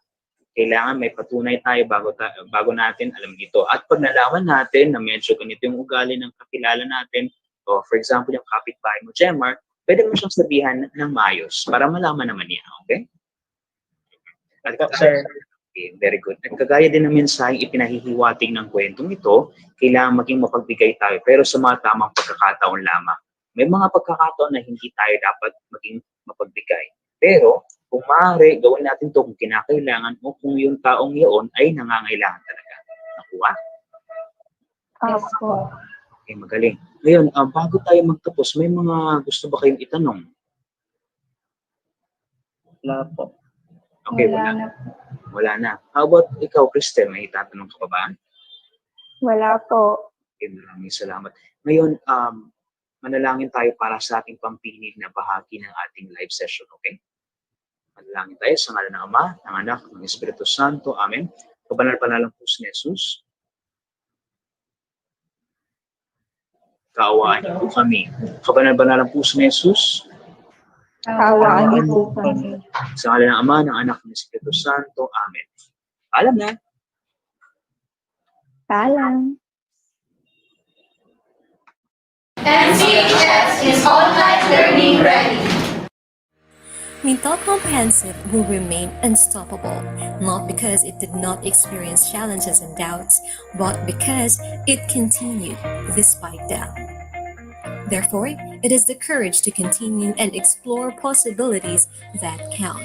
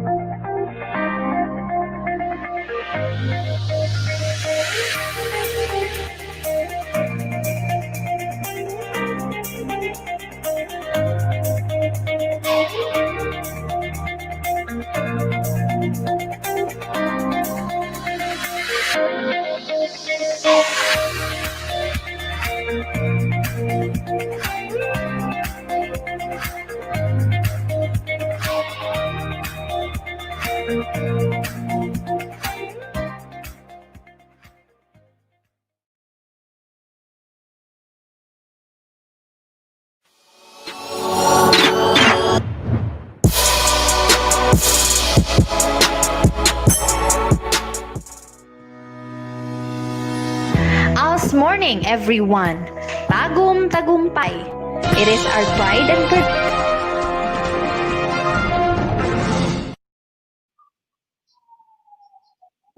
Pansamantala po nating ipopost ang ating video presentation dahil makakasama po ulit natin ang ating monitoring team na nasa Davao Occidental. Hello, Sir Noy. And please protect us from any harm around us, and please help all of the frontliners around the world. Ayan. Hello, March. Good morning. And now we are witnessing the actual dry run or simultation of the online teaching here in Heraclio Casco Memorial National High School. The teacher will be teaching mathematics pre-calculus. So as of this moment, we are having the preliminaries. Katatapos lang ng prayer, and then ang teacher ngayon ay magbibigay ng attendance check. So makikita rin natin at the same time ang ating mga division personnel, no? They are witnessing also the dry run proper of the Heraclio Memorial National High School. So Marge, the teacher is now starting his class. Heart Villa Hermosa. Christine Heart Villa Hermosa, can you raise your hand? Okay, very good. We also have from Barangay Kidadan, very far from here. We have Michelle Alvaracid. Can you raise your hand? Okay, very good. We also have from Barangay Kadaatan, which is also far from Poblacion. Versus Lane Villahermosa. Okay. And we also have with us Mark Ayan Butalid. Hello, Ayan. Our regional qualifier for Math Quest. And we also have Chris Giselle Fuentes. Hello, Chris Giselle. Kindly wave. Okay, very good. Hi, sir. Okay. Who is not around? I have not. Pikot, sir. Yes, Rhea May Pikot. She was not able to go online, right? How about Rhea May? Rhea May Sumalila. Sumalila, sir. Wala na siya. Expired na siya, sir. She told me, sir, na if 10 a.m. na mag-start, sir, expired na siya. Okay. So she wasn't able to attend online session anymore. Last night, I was able to talk to Romel. He is currently in the hospital. How is he? I have no update. Okay. I hope he is actually intended to join, but unfortunately, he's in the hospital. Okay. Anyway, I hope everyone is well today. And I hope that you will be, that your signal is also well, as well as my signal and my internet connection. So let me begin by having the kumustahan first. Can I ask Geneva? Where are you? Where are you now, Geneva? Saan ka ngayon? I'm right now in Lakaron, sir. You are currently in Lakaron, but you are residing in Tanglad, Barangay Tanglad, right? Yes, sir. You were there during the lockdown? No, sir, I was not able to go to home, sir. So I was after the lockdown. Okay. So you were there during the enhanced community quarantine. Yes, Can I ask some of you who among you here was able to do the gardening and during the quarantine? Can you raise your hand? Oh, somebody is raising. Persus. Did you do those things, Persus? Yes, sir. With my lola, sir. Oh, that's very good. Your lockdown or your during the community quarantine, you were so productive, I suppose. Right? Yes or no, persons? Okay. Siguro hindi masyadong marinig ni persons. How about Emmeline? Emmeline was raising her hand. Anong klaseng vegetable ang tinanim nyo during the lockdown? Ha? Oh. So wala gyud mo problema during that time because you have a lot to eat. Wala, sir. Okay, that's very Yes, good. sir. Okay. Anyway, I hope everyone is well. So let's begin our online class. So this morning, we will have our house rules first for our online class. Okay. Let me begin by showing to you this one. Okay. Number one, kindly read. Can I ask somebody to read the first netiquette? Heart, are you there, Heart? Can you read the first netiquette?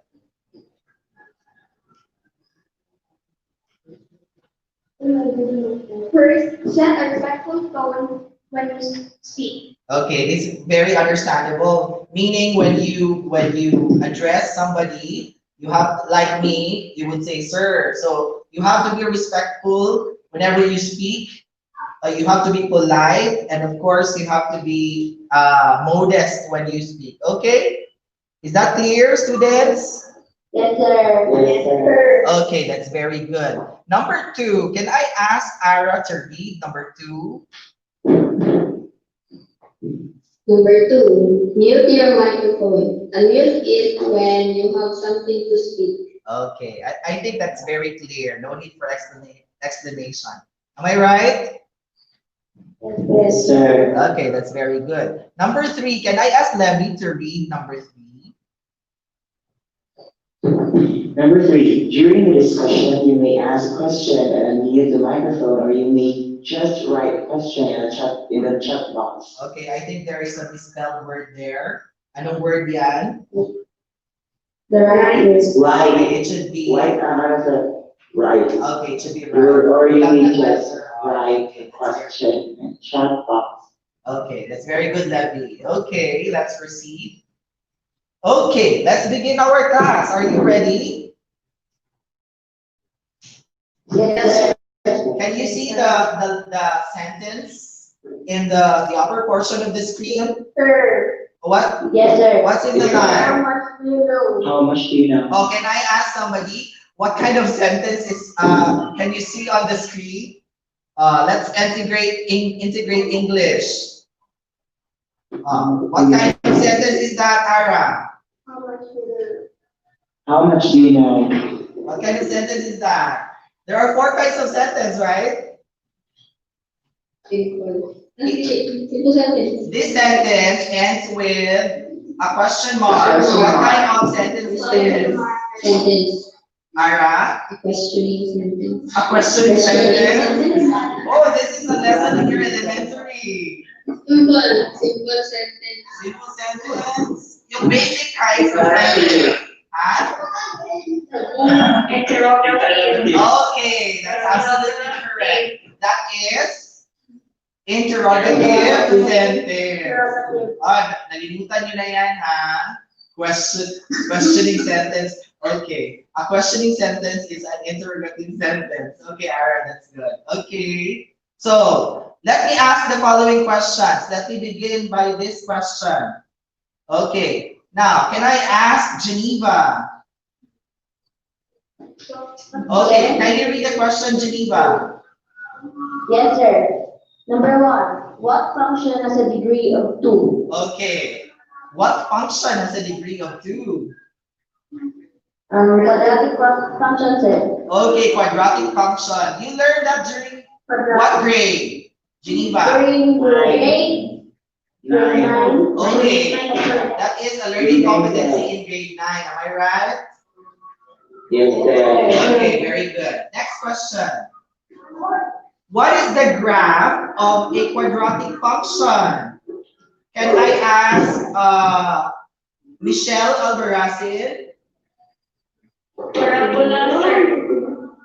Yes, the correct answer is parabola. Parabola. Okay, what are the different directions, Michelle, of parabola of the quadratic function? There are two opening of the graph, right? Michelle? Yes, sir. What are those? Yes, sir. Upward and downward, sir. Okay, that's absolutely correct. Upward and downward. Okay. Sige. This question. Can I ask Emily to read the question?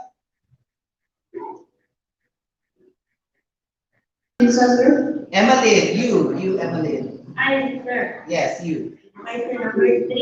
If the function y is equal to ax squared, what is the direction of the opening? What is the direction of the opening of the What's your answer, Emily? Upward, sir. Why do you say upward? Kay, ang coefficient, sir, kay positive, sir. Okay, which one is the coefficient? A, sir. Okay, the A there is positive, so the direction of the opening of the graph is upward. That's very good. Upward, sir. Okay, next question. In the function y is equal to negative ax squared, what is the direction of the opening of the graph? What's your answer? Can I ask? Downward. May I hear from Ayan? Ayan? Downward. What's your answer, Ayan? I think Ayan already answered, but it's not registered here. Okay, everyone, what's your answer? Downward. Downward. Sir. Bakit downward? Since the coefficient is negative. Okay, Negative, the sir. coefficient of x squared is negative. Negative. Okay, please do not forget these questions because this has something to do with our lesson today. Is that Hello, clear? March. As of this Yes, sir. moment, Yes, the sir. teacher is having his class with the grade 12 learners, and he is teaching mathematics pre-calculus. Okay? As what we can see, as what I observed in this dry run being given by our teacher, so I observed that students are so excited to have their online class. Parang excited na excited yung mga bata natin para sa online class na ito. And then I can be able to observe, no, by watching them, na there is what we call active participation from the students. They are very attentive, no? And then discipline can be also observed from the students.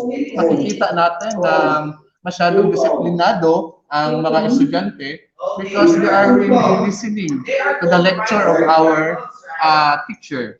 And then, para naman sa part ng teacher, the teacher is equipped on using online technology na parang masyado na high-tech itong ating teacher. Kaya he knows how to do well with his class using the online technology. And then the teacher also knows how to handle his class properly in order to get the attention of the students. And then he can be able to sustain the energy of the class. No? Kahit nga sa kalagitnaan na ng klase ngayon, very energetic pa rin yung mga estudyante because all the students are really listening very attentively to the teacher. And then, for my realization also, observing this dry run, it is good that palagi natin i-on yung cam so that we can be able to see and witness always what is going on sa ating distant learning. Kahit nasa bahay yung mga kabataan natin, are they really watching or baka may iba-iba silang ginagawa kung hindi naka-on yung camera. So it's very important na it's na on ang ating camera ngayon. So Marge, very good ang delivery ng kanilang online teaching. As what our principal said, ini-improve nila yung kanilang internet connectivity Kaya napapansin natin ngayon, hindi walang putol ang kanilang klase because improve ang kanilang internet Internet. connectivity. So isa din, yes. Yes, Mark. Yes. Yes, sir. Go ahead po. Please continue, Sir Juan. Yeah. Yeah, ang dami. For me, Heraclio Casco Memorial National High School is very much ready na para ngayong August 24. Now, hopefully, the principal as well as the division personnel together with the superintendent will really actively support our modality, especially on online teaching. No? According to our principal, yung kanilang TV na nandito ngayon is through partnership. They were able to have this TV being donated by one of their partners. Kaya maganda din yon na dapat ipapakita ng ating principal na maganda yung kanyang partnership with our community. Mas maganda kasi tingnan kung may malaking TV na nasa harapan, Miss Marge. Tama. Yes po, Yeah. sir. And yes, sir, I agree. Napansin ko din po na ready yung ating teacher na gumagawa ng demo ngayon at nakapag-create agad siya ng connection sa kanyang mga estudyante. And it's a good thing na yung ating mga learners ay excited. Ibig sabihin na maganda yung pagtanggap nila sa pagbabalik ng pasukan in spite and despite of COVID-19. Yes, sir. And yung internet connection din po, we can hear you loud and clear. Wala pong lags, walang mga delays. Ibig sabihin, maganda at saka stable yung kanilang internet. Okay.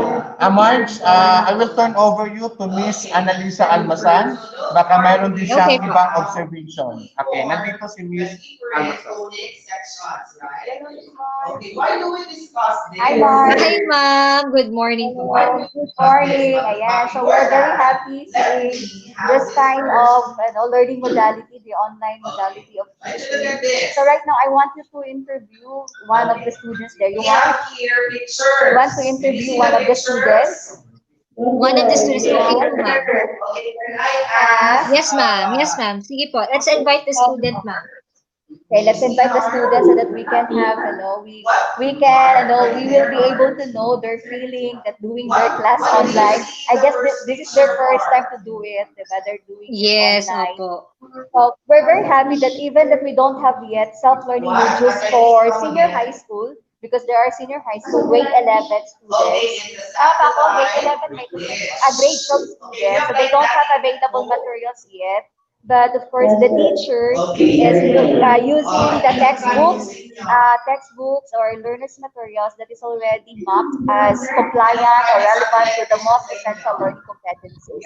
So we will give one student to be interviewed by you, Miss March. Okay, Sir Norwin, can we have one student to be interviewed? Okay. By the way, pwede hindi na ko i-share.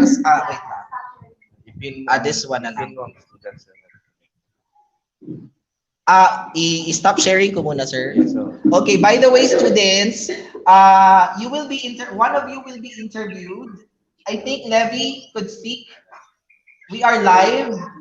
Okay, I will stop sharing my screen so that somebody can be interviewed by the personnel from the regional office. Okay, I'll be ending the slideshow, and I'll be stopping the sharing of the screen so that somebody can be highlighted for the interview. Okay, can I ask, wait lang, Levi, can I pin Levi? Okay, Levi, you are live. You will be interviewed by the personnel from the regional office. Okay, Levi. Okay. Hello, Levi. How are you? Sir. Good morning, visitors. So, as of now, I'm okay. Okay, I'm happy to see you. You're very alive. So, we are from the regional office. Okay. Anyway, Livy, I want to know, what's your feeling on this online teaching? Ano yung feeling mo ngayon na nagkaklase kayo online? well, most of all, I feel happy po kasi we have we get chance po na makita-kita po kami ng mga classmates ko again, not personally, but ano, it's okay naman. But it's better talaga yung nakasanayan natin before, which is yung face-to-face learning, basta yung mas better yung gano'n kaysa dito. Kasi minsan kasi may mga troubleshooting na nagaganap, like yung isa nawawala ng signal, yung isa nauubusan ng load during the discussion, something like that po. But it's okay na rin po. Okay, so it's good to hear that, Livy, ano? Nakikita naman sa mukha mo that you are enjoying, no? Siguro, yeah. Siguro, namimiss mo lang yung crush mo na classmate mo dito ngayon, ano? Oh, tama ako. Anyway, another question, Livy. Do you find any difficulty on this online teaching, lalong-lalo na sa itinuro ni teacher ngayon? Do you find any difficulty? Any difficulties for now, sir? I guess wala, sir. It's because if online class, sir, it's up to the teacher, sir, if marunong po siya mag-handle, sir. Like sir, Harry tomorrow, sir, he teaches us very well, so madali lang po maunawaan yung mga discussion niya, sir. Sige, okay, Levi, ano pang gusto mo maibigay ni teacher sa'yo? Do you have paano ba binigay ni teacher yung material sa inyo? Is it given to you before the class? Before you started your class? Pardon me po. Okay, sorry, okay. So, I am concerned with your learning, the learning materials that you are using. Learning materials. The learning materials that you are using right now. Does the teacher give you before the class started? The module, do you have a copy of the module right now?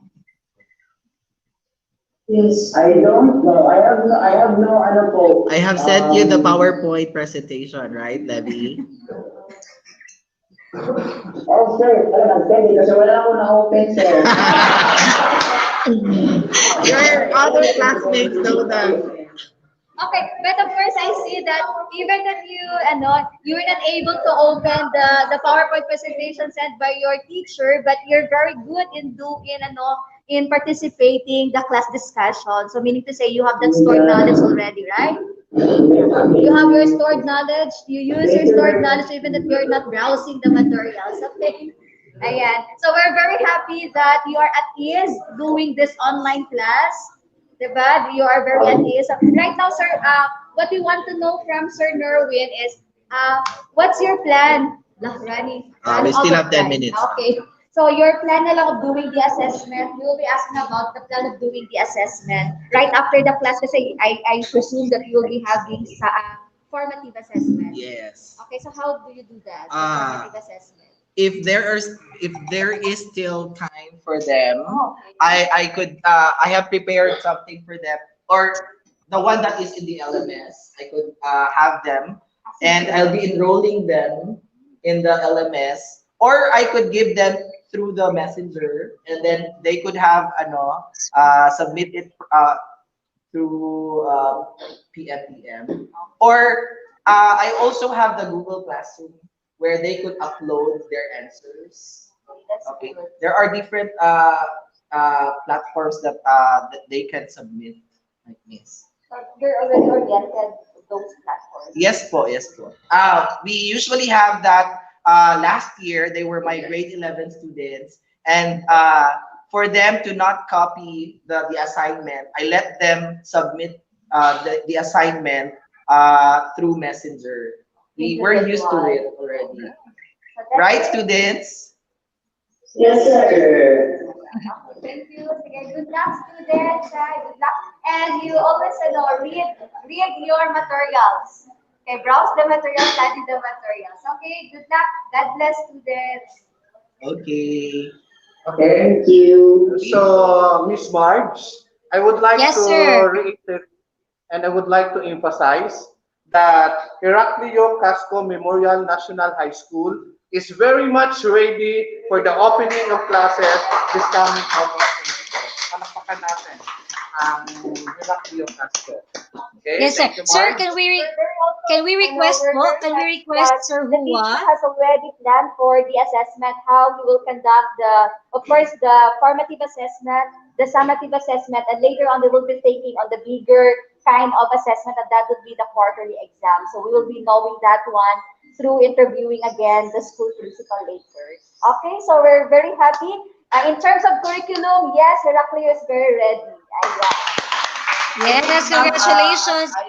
I can present also the online asynchronous that I prepared using the learning management system.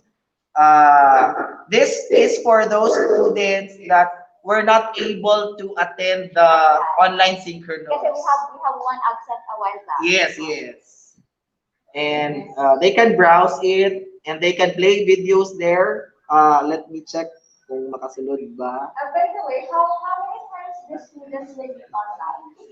Twice a week. Twice a week. For 2 hours. Yes, yes. Because the equivalent for that is 4 hours for that subject. For 1 week. Yes. 2 hours, 2 hours.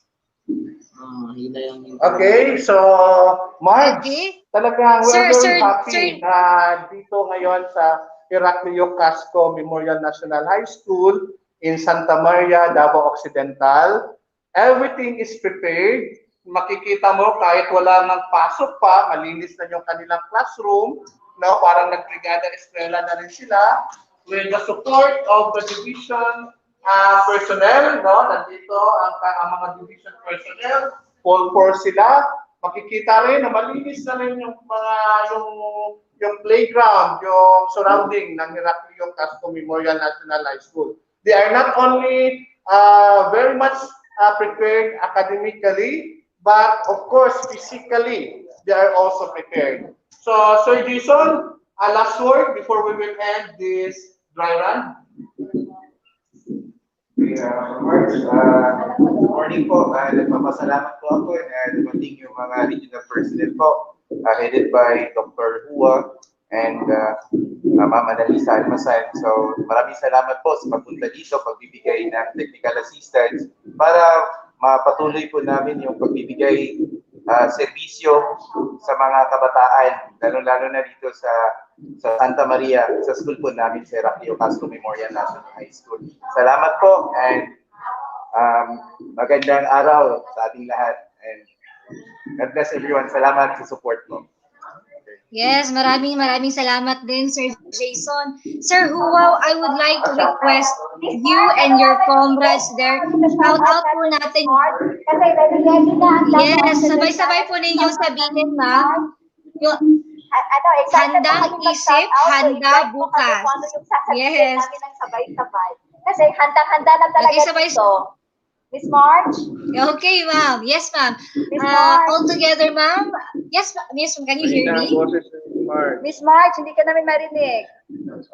Hello, ma'am. Hello po. Okay, shout out na tayo. Yung handang isip. Handang isip, handa bukas.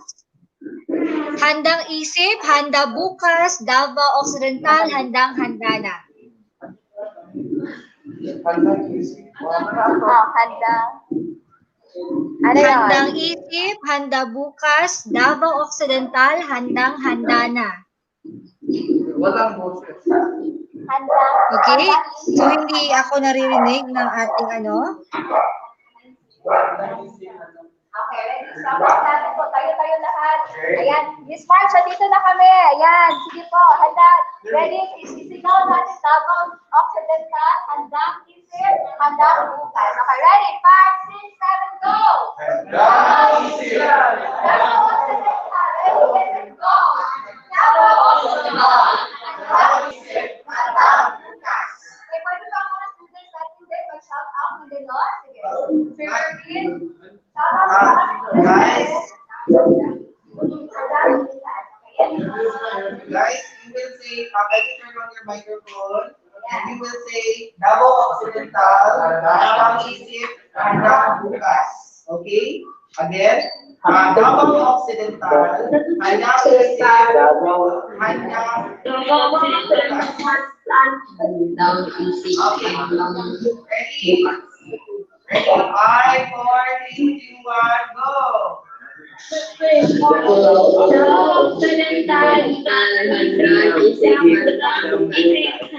Okay, you keep live. Another one. Ready, go.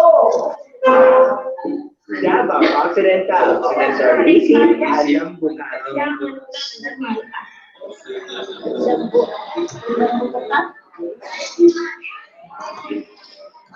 Okay, thank Back you to you, so Mark. much. Back to you, Mark. Maraming salamat, Sir Noy. Maraming salamat din sa kasamahan ni Sir Noy na si Dr. Annalisa C. Almazan and Sir John Arnel P. Villacorte. Nagpapasalamat din kami once again sa Principal ng Heraclio Casco Memorial National High School ng Santa Maria, Davao Occidental, Sir Jason M. De Los Reyes. And congratulations po sa nag-demo kanina lamang na si Sir Nerwin Zamora. It's a job well done. Nakita po namin na kung gaano kayo kahanda sa inyong simulation and it's very good na ginagamit niyo ang learning management system sa inyong blended learning. And congratulations sa ating mga learners and we hope that you will sustain that energy as we start our school year 2020-2021. Most especially si Levi, yung nakasama po natin kanina lamang. And once again, maraming salamat kay Sir Felix Aticriso and Ma'am Aurora Meliorida of Davao Occidental Division. Marami po tayo makakasama ng mga live reporter ngayong araw. And mamaya ay makakasama naman po natin ang ating monitoring team na nasa Davao Oriental, ang team ni Dr. Mary Jean Aldiger. But while waiting for them, let us continue watching the video of the alternative learning system.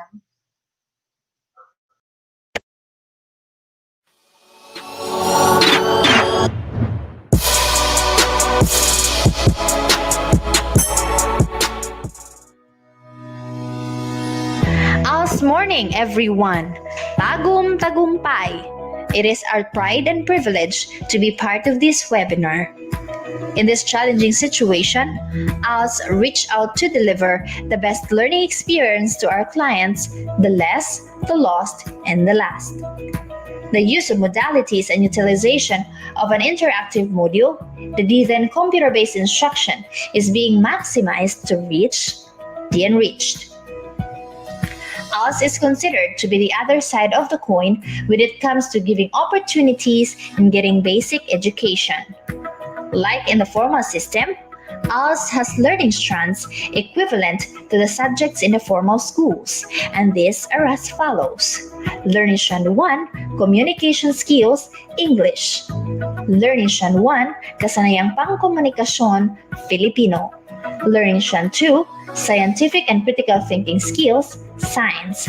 Learning Strand 3, Mathematical and Problem-Solving Skills, Mathematics. Learning Strand 4, Life and Career Skills, TLE. Learning Strand 5, Understanding the Self and the Society, EPP. Learning Strand 6, Digital Citizenship, ICT, which can also be integrated in almost all of the subject areas. What we're going to show to you now is using LS2 platform in ALS, which is Scientific Literacy and Critical Thinking Skills, as platform in teaching literacy in Filipino, with the following objectives from the competencies in ALS being married to the other competencies in LS1 Filipino and English, and LS6 Digital Citizenship as follow. Nasasagot ang mga tanong tungkol sa napakinggang kwento batay sa tunay na pangyayari. Listen and respond through discussion, illustrations, songs, dramatizations, and art. Relate the structure of the reproductive system to its function. Demonstrate understanding how to operate a computer. With this objective, we will be able to meet our goals of efficient learning. For now, we have a total of 128 e-learning modules in ALS. These modules can be freely accessed by our learners online and offline. Now join me in a tour to our Tagumpay Paleng Eskwelahan, where the e-learning facilities in Tagum City is located.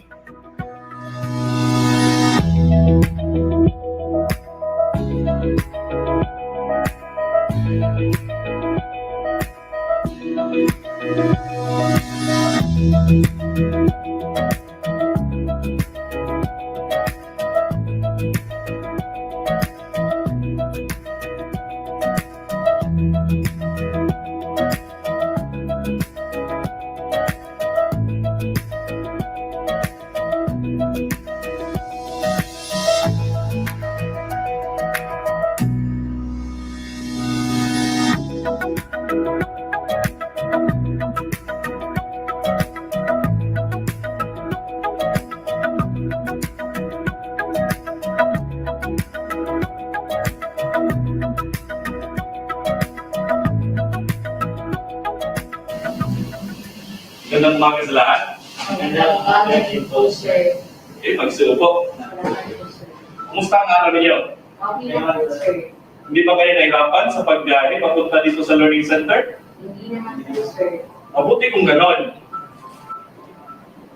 Narito tayo ngayon upang magkaroon na naman kayo ng bagong kaalaman. Gamit ang mga computers at e-module, tiyak marami kayong matutunan. Bago tayo magsimula, i-check ko muna kung meron kayo dalang notebook at ballpen. Okay? Ito ang mga dapat ninyong tandaan sa paggamit ng e-modules. Una, makinig ng mabuti sa mga panuto.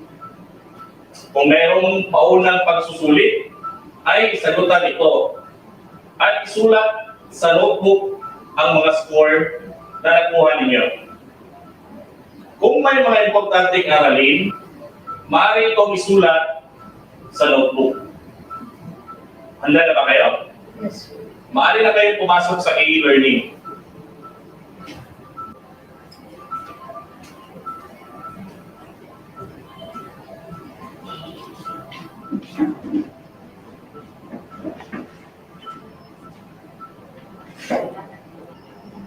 Pakibuksan ang folder na may pangalang e-eskwela. Pakiclick ang folder na may pangalang ang reproductive system. Pakiclick ang application na ang reproductive system. Okay, maaari na kayo magsimula. Pakisuot ang headset.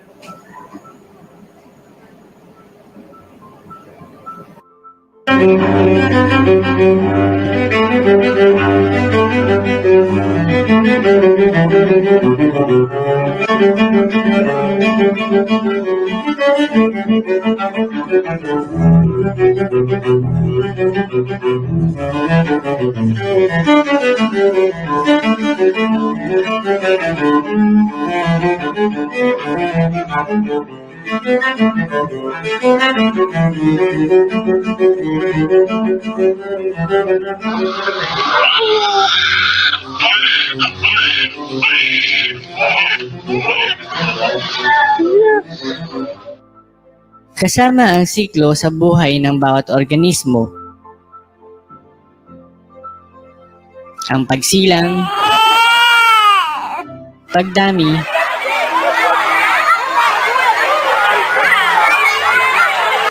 pagtanda, at pagkamatay.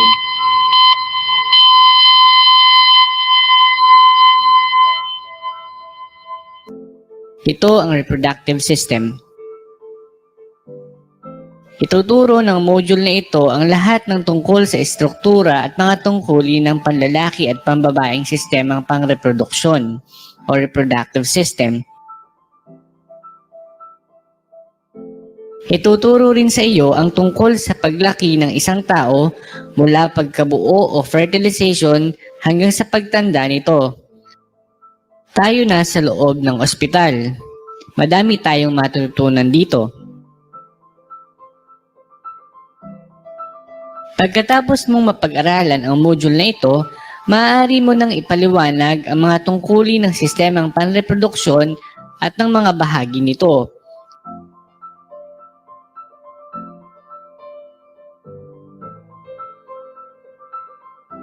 Ilarawan ang mga estruktura ng panlalaki at pambabaeng sistemang panreproduksyon.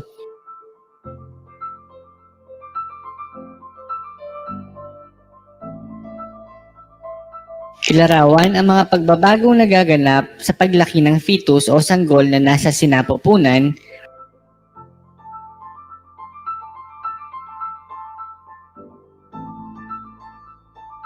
Ilarawan ang mga pagbabagong pisikal at mental na nagaganap habang tumatanda ang isang tao. Subukin muna nating sagutin ito. I-click ang papel ng tamang sagot at i-click ang OK. Pagkatapos ng 3 buwan sa sinapupunan ng ina, ang fetus ay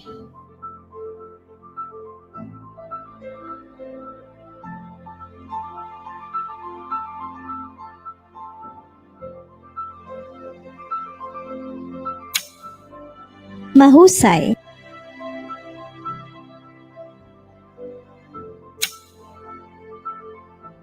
Upang mabuhay ng malusog sa iyong pagtanda, kinakailangang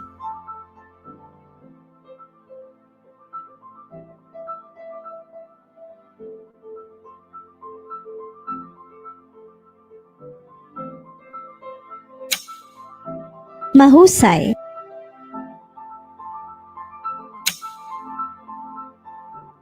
tinatawag ang pagsasama ng egg cell at sperm cell na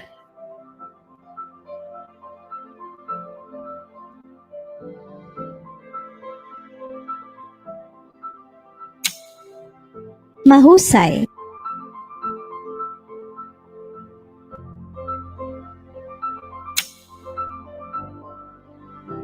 buntis ang babae kapag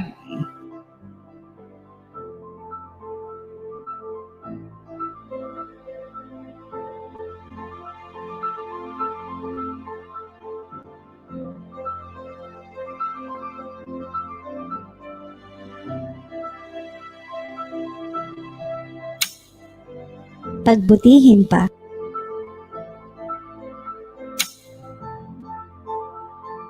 lumalaki ang embryo sa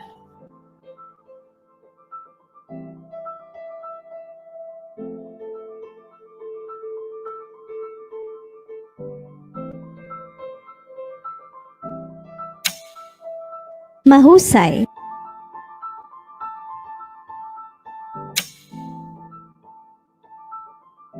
nag-uumpisa ang kakayahang makapagparami sa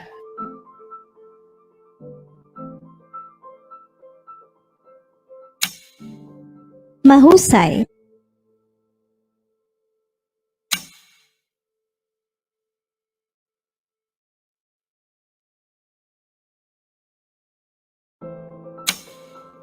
Oh, kumusta na?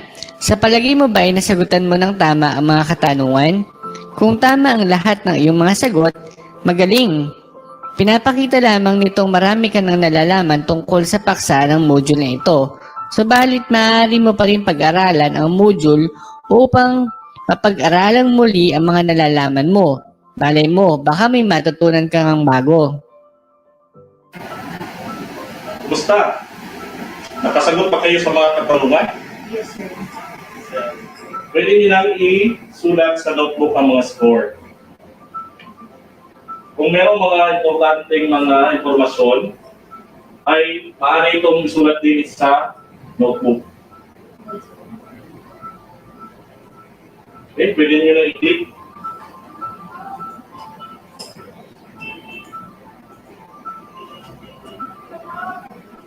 Nagpapaliwanag ngayon si Dr. Mary tungkol sa human reproduction. Tayo nang makinig. I-click ang reproduksyon ng tao.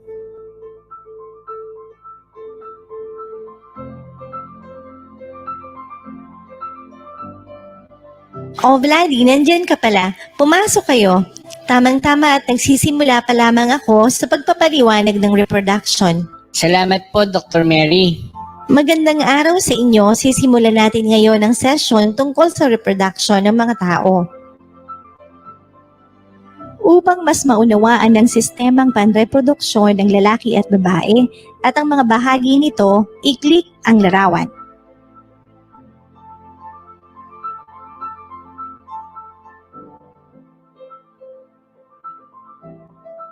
Ang sistemang panreproduksyon ng babae. Ang mga pangunahing bahagi ng pambabaeng reproductive system ay binubuo ng dalawang ovaryo, dalawang fallopian tube, ang uterus o matris at ang vagina. Ang isang normal na babae ay maaari ng magdalang tao sa pagtungtong niya ng puberty hanggang sa kanyang pagme-menopause. Mas mataas ang posibilidad na babuntis ang isang babae sa pang-13 o pang-14 na araw ng menstrual cycle. Ang kabuoang dami ng mga egg cell na maaaring mailabas ng isang babae sa buong buhay niya ay nasa kanyang ovaryo na mula pa nang siya ay ipanganak. Sa bawat buwan sa pagsisimula ng menstrual cycle, naglalabas ang pituitary gland ng hormone na tinatawag na follicle stimulating hormone o FSH. Sa pamamagitan ng hormone na ito, nahihinog ang egg cell sa ovaryo Habang nahihinog ang itlog, napalilibutan ito ng graphene follicle at kapag nahinog ang itlog, papakawalan mula sa ovaryo ang hinog na itlog. Dahil hindi naman magkakabit ang fallopian tube at ang ovaryo, ang mga maladaliring fimbriae ng fallopian tube ay kailangang kunin ng itlog papunta sa fallopian tube. Pagkatapos na pakawala ng egg cell, ang graphene follicle ay nagiging corpus luteum na nagpapalabas ng hormone na progesterone. Ito ang bumabalot sa matris bilang paghahanda sa pagbubuntis kung sakaling ma-fertilize ang itlog. Kapag hindi na-fertilize ang itlog, ang corpus luteum ay namamatay at ang pagdaloy ng progesterone ay humihinto at ang menstrual cycle o pagreregla ay nagaganap. Kung na-fertilize ang egg cell habang naglalakbay ito sa fallopian tube, ang corpus luteum ay patuloy sa paglalabas ng progesterone. Ang na-fertilize na egg cell ay pupunta sa matris at doon mananatili sa buong yugto ng pagbubuntis. Ang placenta o inunan ay nabubuo at doon kumukuha ng progesterone ng fertilized egg cell upang suportahan ang pagbubuntis. Sa buong panahon ng pagbubuntis, ang mga sustansya at mga dumi ay dumadaloy sa placenta at sa umbilical cord. Sa panahon ng panganganak, naglalabas ang pituitary gland ng hormone na oxytocin. Ito ang siyang nagpapahilab ng sinapupunan sa panganganak. Matapos lumabas ng bata, ang placenta ang susunod na lalabas.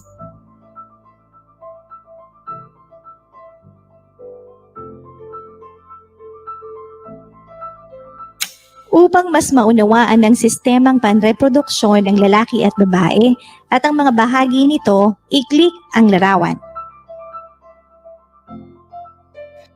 Ang sistemang panreproduksyon ng lalaki. Ang pangunahing tungkulin ng sistemang panreproduksyon ng lalaki ay ang gumawa ng mga sperm cell upang i-fertilize ang egg cell ng babae. Ang mga sperm cell ay ginagawa sa testicle na matatagpuan sa scrotum. Pinuprotektahan nito ang mga bahaging sistemang panreproduksyon ng lalaki na nasa labas ng katawan. Kabilang dito ang testicle, epididymis at vas deferens. Ang testicle ay nakagagawa ng mahigit 300 milyong sperm cell bawat araw. Ito ay posible lamang kung ang temperature ng testicle ay nasa 93.2 degree Fahrenheit o 34 degree Celsius. Pinapanatili ng scrotum ang ganitong temperature sa pamamagitan ng pagpapanatili nitong malapit ang testicle sa katawan. Ang loob ng testicle ay binubuo ng maraming lobules, 2 hanggang 3 seminiferous tubules. Dito nagsisimula ang paggawa ng sperm cells. Lumalabas ang sperm cells sa mga tubules papuntang epididymis at dadaloy sa vas deferens. Dinadala ng vas deferens ang sperm cell pataas sa pamamagitan ng ejaculatory duct papunta sa seminal vesicles. Ang seminal vesicle na malapit sa ilalim ng ejaculatory duct ay naglalabas ng malapot na dilaw na likido upang magsilbing sustansya ng sperm cell. 60% ng seminal fluid ay binubuo ng likidong ito. Mula sa seminal vesicles, lumalabas ang semen sa urethra sa panahon ng pagtatalik. Ang urethra ang daluyan din ng ihi. Ang urethra ay napapalibutan ng prostate gland. Ang kahabaan naman ng urethra ang pinoprotektahan ng penis. Ang sperm na lumalabas sa urethra na tinutulungan ng alkaline fluid mula sa prostate gland na makadaloy sa urethra. Ganito rin ang gawain ng bulbourethral gland na naglalabas ng pre-ejaculatory fluid upang linisin ang urethra sa mga natirang ihi. Ang sperm cell ay kailangang ma-fertilize ang egg cell ng babae kapag ang mga ito ay nasa fallopian tube ng babae.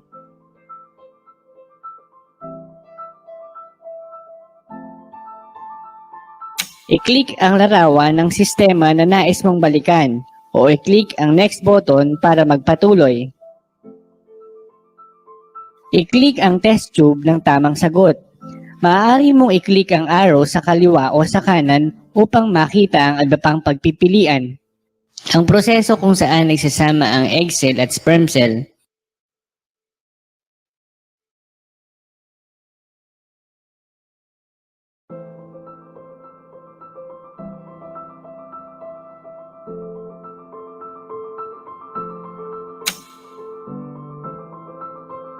Mahusay.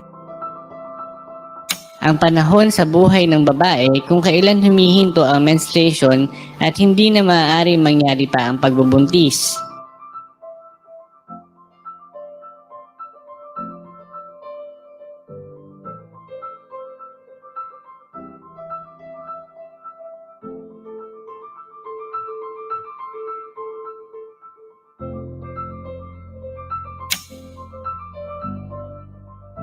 Mahusay. Ang panlalaking sex cells.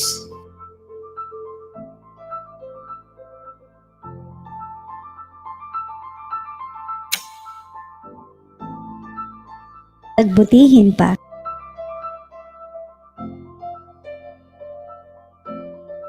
Ang panahon ng menstrual flow.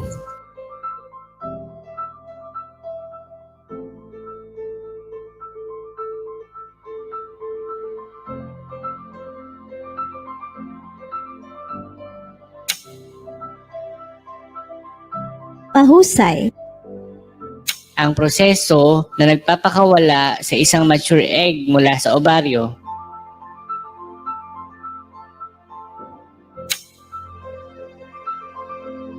Mahusay. Ang buwan ng cycle ng mga pagbabago kasama na ang paglaki at pagkawala ng mature egg.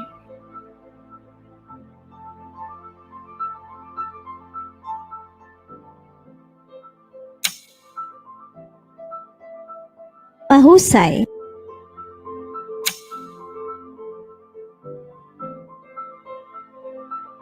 Papasukin naman natin ngayon ang pangalawang session room. Dito ay makikita natin ang proseso ng paglaki ng sanggol sa sinapupunan hanggang sa siya ay ipanganak. I-click mo ang pinto.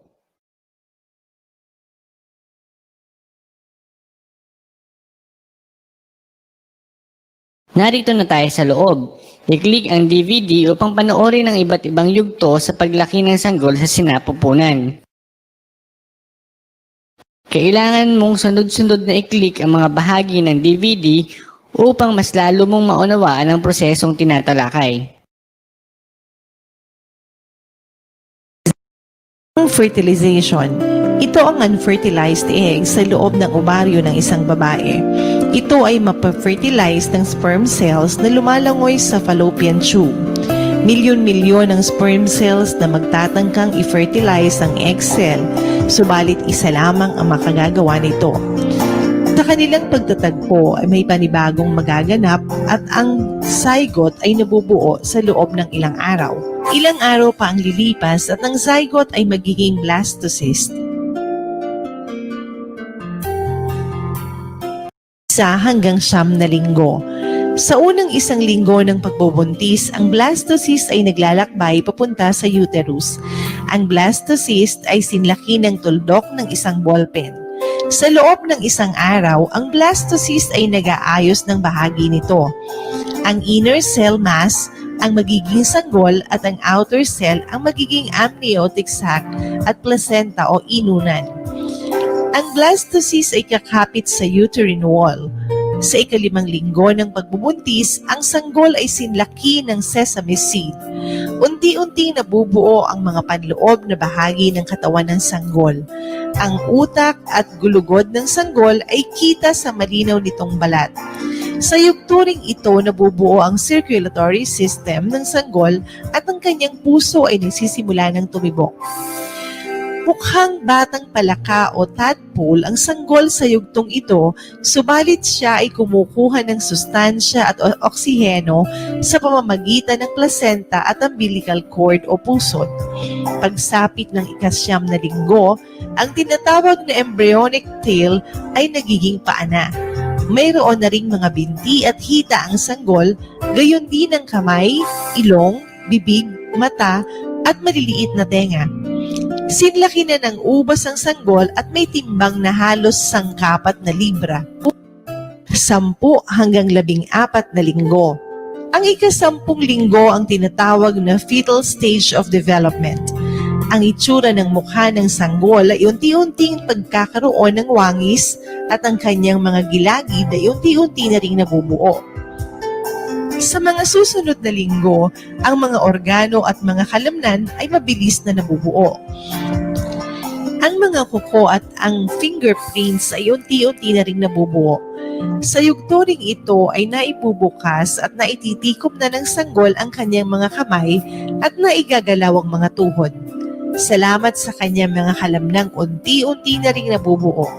Sa kanyang malinaw na balat ay mababanaag ang kanyang mga panloob na organo gaya ng utak, ang nervous system, bituka at atay na siyang gumagawa ng red blood cells.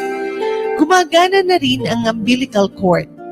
Ang isang ugat nito ay nagdadala ng dugong mayaman sa sustansya at oksiheno bilang pagkain ng sanggol.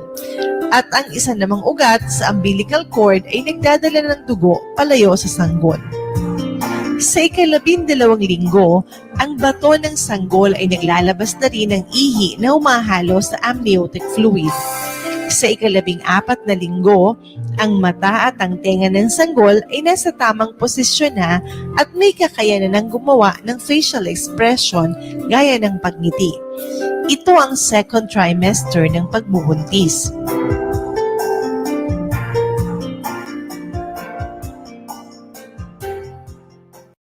15 hanggang 20 linggo. Sa pagitan ng 15 at 20 linggo ng pagbubuntis, nadoble na ang laki ng sanggol sa sinapupunan. Kasabay ng kanyang paglaki ang pagdevelop ng nervous system. Ang mga ugat ang unti-unting kinokonekta ang utak sa iba't ibang bahagi ng katawan. Ang mga buto ay unti-unti na ring tumitigas. Unang tumitigas ang mga buto sa braso at hita. Sa puntong ito, ang mga kasanayang pandama o sensory skills ng sanggol gaya ng pangamoy, panlasa, pandinig, paningin at pandama ay unti-unti na ring umuunlad. Maaari na ring marinig ng sanggol ang tibok ng puso at boses ng kanyang ina at mga tunog sa kanyang paligid. Nagsisimula na ring sumipa at gumalaw ang sanggol sa sinapupunan na maaaring maramdaman ng ina o ng sino mang humawak ng kanyang tiyan. Sa 20 linggo, ang sanggol ay may timbang na 10 onsa at sinlaki ng isang malaking saging. 21 hanggang 27 linggo. Sa pagitan ng 21 at 27 linggo, ang pandaman ng sanggol ay unti-unting nade-develop. Kapag hinihimas ng ina ang kanyang tiyan, maaaring sumipa ang sanggol bilang tugon. Nadarama na rin niya ang kanyang mukha at ang mga bagay na nahahawakan niya sa loob ng sinapupunan. Maaaring magsinok ang sanggol sa yugtong ito. Ito ay normal lamang at hindi dapat ikabahala. Sa baga naman ay unti-unti na ring nabubuo ang mga bronchiole. Sa 27 linggo, ang talukap ng mata ng sanggol ay maaari nang bumukas, subalit hindi pa siya nakakakita. Ang bibig ay buo na at may panlasa na ang dila.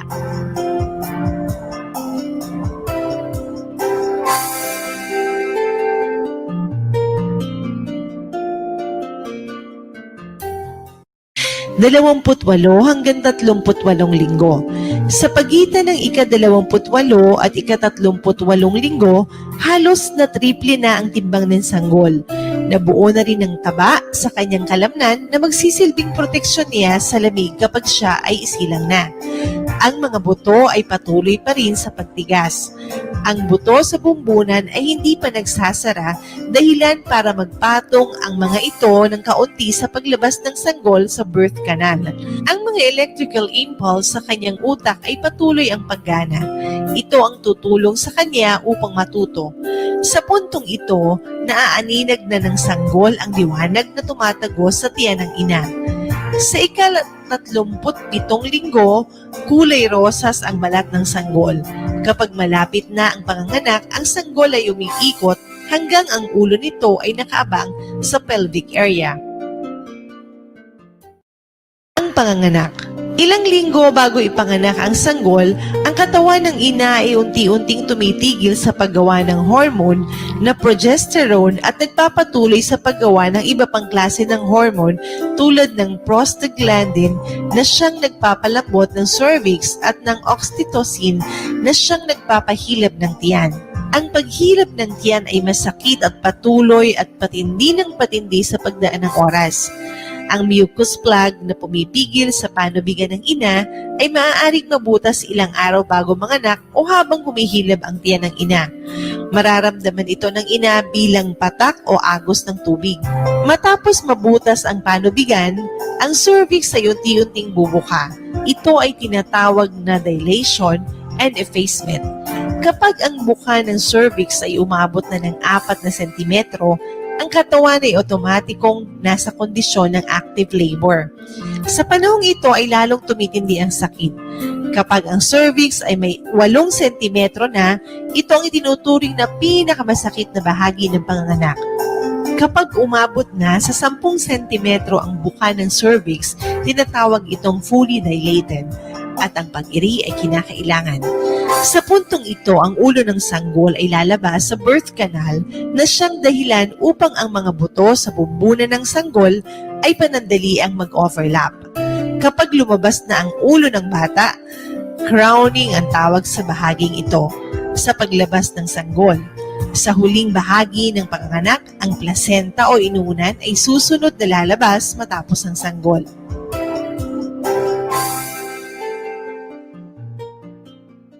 Ang dami po naming natutunan, Dr. Mary. Mabuti naman, Vladdy. Ngayon ay pumunta muna kayo sa laboratory bago kayo lumipat sa ibang session rooms. Okay po, Dr. Mary. Salamat, Vladdy. Ano ang pinapakita sa larawan? I-click ang tamang sagot.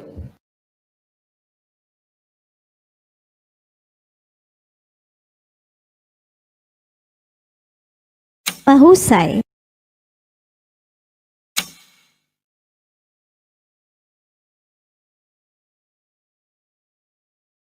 Mahusay.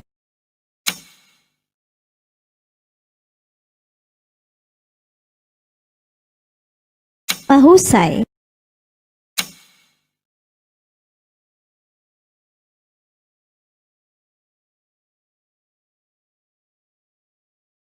Pagbutihin pa.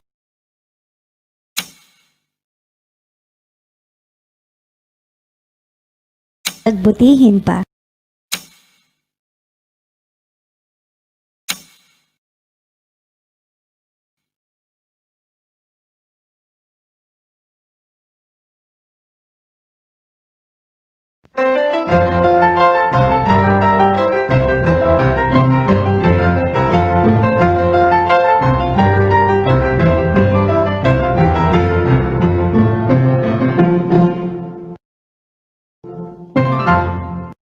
Paglaki matapos isilang. Karaniwang laging natutulog at iyakin ng bagong panganak ng mga sanggol. Umaasang pakainin at bihisan sila ng mga nakatatanda sa kanila.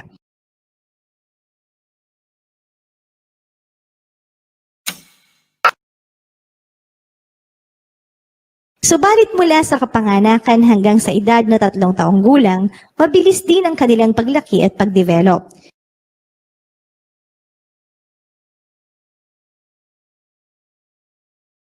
Sa unang taon, ang sanggol ay maaaring 3 ulit na maragdagan ang kanilang timbang at tumangkad ng 12 sentimetro.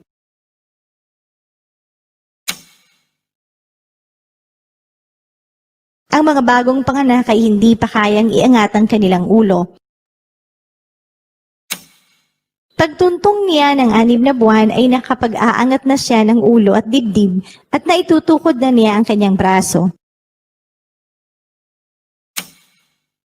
Kailangan pang alalayan sa pag-upo ang sanggol na may 2 buwang gulang.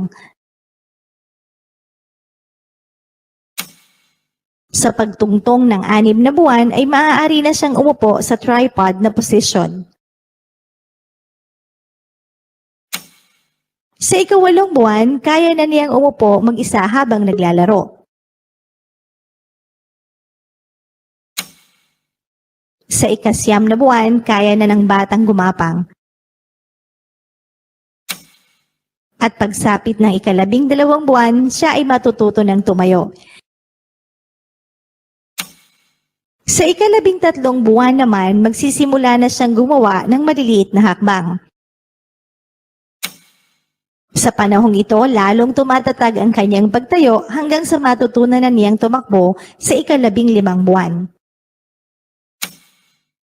Ang mga bagong silang na sanggol ay hindi nakahahawak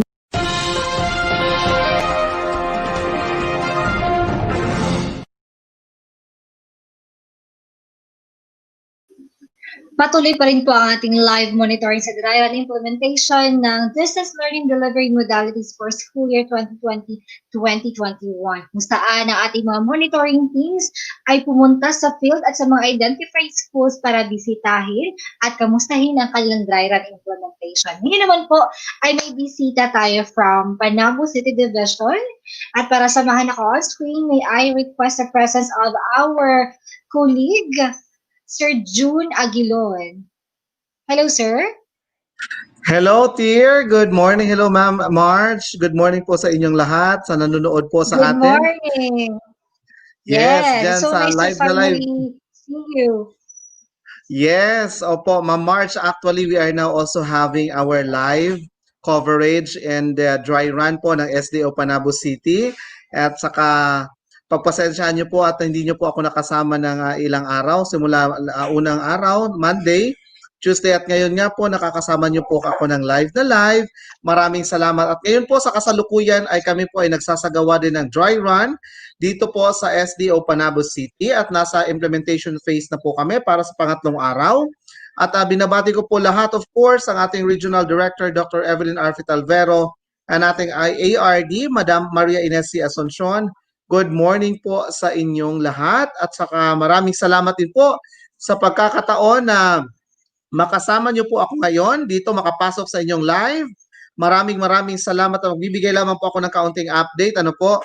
Meron po kaming siyam na school na kung saan kasalukuyang nagpa-pilot.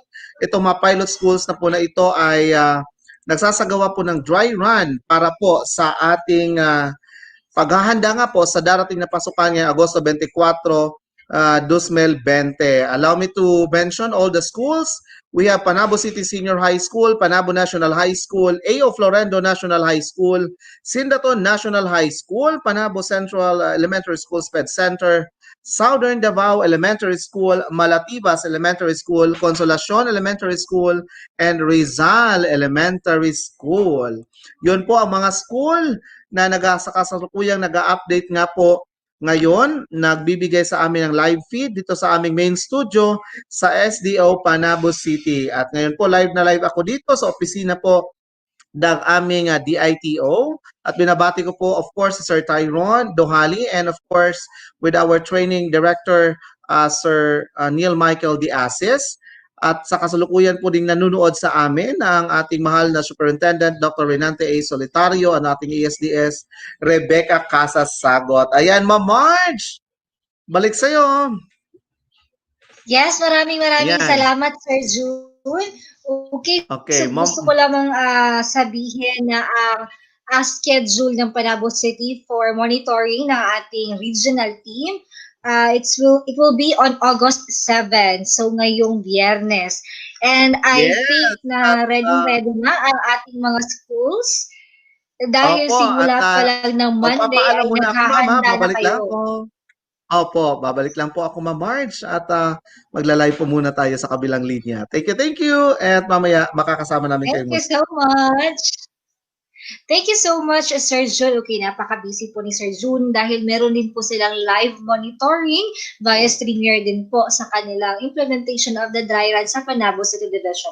At nais ko lamang i-announce bago po papatuloy ang ating video presentation na ang schedule ng Panabo City Division will be on August 7 at bibisitahin sila ng ating monitoring team na binubuo nila Dr. Mary Jean Aldiger, Dr. Manuel P. Vallejo, Dr. Nelma Lynn Barniha, and Miss Juliet Nicolas. At ngayong umaga po ay hinihintay na lang po natin ang go signal ng ating monitoring team na nasa Davao Oriental na binubuo nila Dr. Mary Jean Aldiger, Dr. George Wong, Dr. Ronnie S. Mercado, Dr.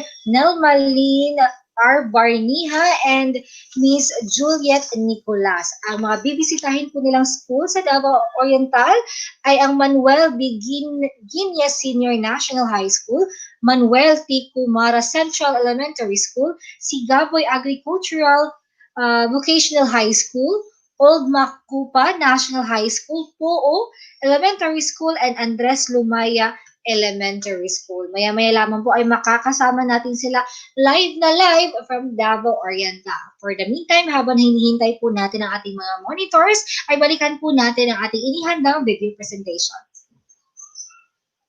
Ng maayos, hindi nila namamalaya na nabibitiwan nila ang mga bagay na hawak nila.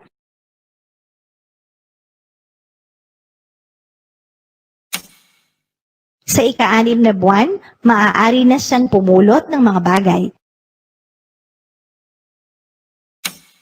Sa ika-9 na buwan, sanay na siyang gumamit ng kanyang hilalaki at hintuturo sa pagdampot ng mga bagay.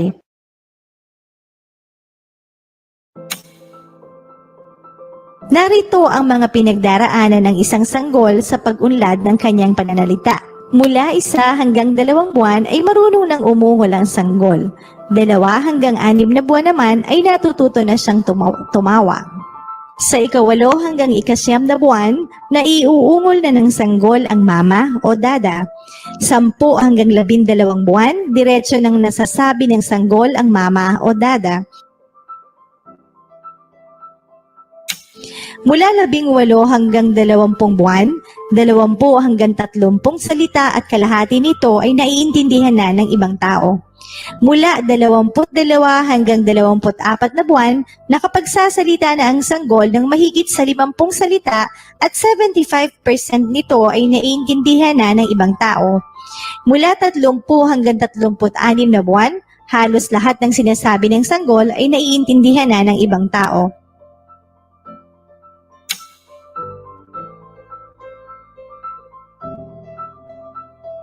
Paglipas ng 2 hanggang 3 taon, bumabagal na ang pisikal na paglaki. Sa loob ng 3 taon, karamihan sa kanila ay may kakayahan ng makapagsalita ng maikling mga pangungusap. Mga pagbabago sa mga huling panahon ng pagkabata. Mula 5 taon hanggang sa pagtatapos ng panahon ng pagkabata, nananatiling mabagal ang pisikal na paglaki. Bawat taon, tumatangkad lamang ng 5 sentimetro at bumibigat ng 2 hanggang 3 kilo lamang ang mga bata. Sa mga panahong ito, bumibilis ang kanilang mental na paglaki hanggang natututo silang bumasa at gumawa ng aritmetika. Nadaragdagan ang kanilang kakayahang pagganahin ng maliliit na mga kalamnan ng kanilang mga kamay habang natututo silang sumulat at gumuhit. Nadidevelop din ang kanilang balanse at koordinasyon.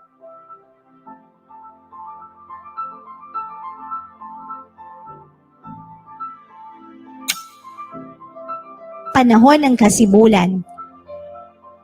Simula sa edad na 11 hanggang 14 na taon, muling nakararanas ng mabilis na pagpabagong pisikal ang katawan. Tinatawag na adolescence o kasibulan ang panahong ito. Nag-uumpisa ito sa puberty, pagdadalaga o pagbibinata, ang panahon kung kailan nag-uumpisang gumawa ng mga sex hormone ng iyong katawan. Sa panahong ito, nagdudulot ng paglaki ng mga organ, pangreproduksyon ang mga hormone na ito. Nag-uumpisang magkaregla ang mga babae at nag-uumpisa namang gumawa ng semen ang mga lalaki. Pareho silang nakararanas ng 2 taong mabilis na paglaki na tinatawag na growth spurt.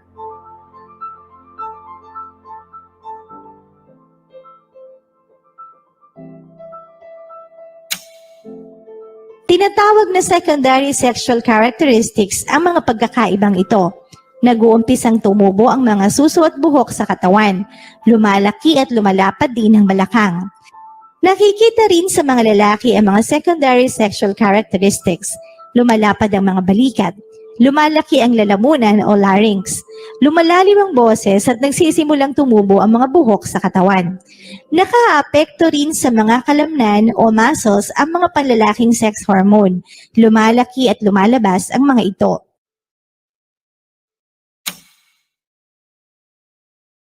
Mula sa wastong gulang hanggang katandaan.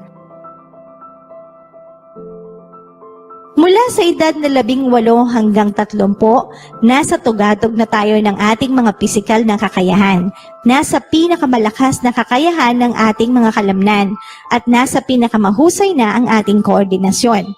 Pagkatapos ng 30 taong gulang, unti-unti nang nababawasan ang ating lakas at bilis.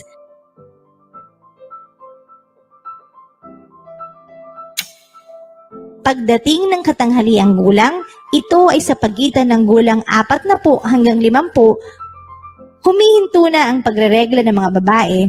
Pagkatapos ng menopause, hindi na maaaring mabuntis ang isang babae. Ayon sa mga siyentipiko, hindi dumaraan sa mga pagbabagong pisikal ang mga lalaki tulad ng pag-menopause. Patuloy silang gumagawa ng mga sperm cells sa buong buhay nila, ngunit nababawasan ang bilang ng mga ito. Ang katandaan ang nagdudulot ng pagkawala ng mga sel o paghina ng kakayahan nito na gumanap ng normal. Nagsisimula ang proseso ng pagtanda bago pa ipanganak. Habang nagaganap ang prenatal development, may ilang nabubuong mga sel at mga tissue na hindi nasisira kaagad. Habang tumatanda ang tao, mas maraming pisikal na pagbabago ang nagaganap. Nagkakaroon ng mga kulubot sa balat, lumalabo ang paningin, humihina na ang pandinig, naninigas ang mga kasukasuan. Mas mabagal na ang pagkilos ng mga tao at hindi na sila kasinlakas ng dati. Nagiging malilimutin ng ilang tao at hindi kayang alagaan ang kanilang sarili.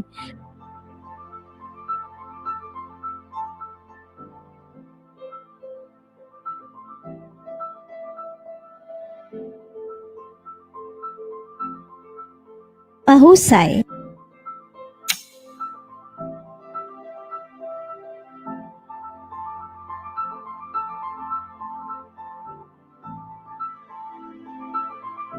Mahusay.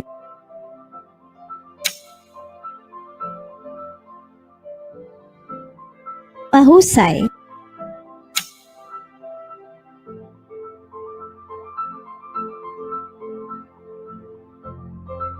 Mahusay.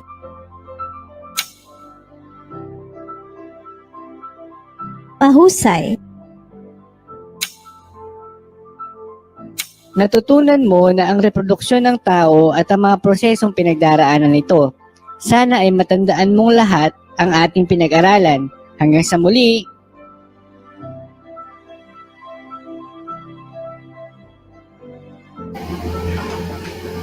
Tapos na ba kayo? Yes, sir. Okay. Maaari nyo na i-close ang application. Paki-press ang escape. Paki-close din lahat ng mga open application. Maaari na itong i-shut down.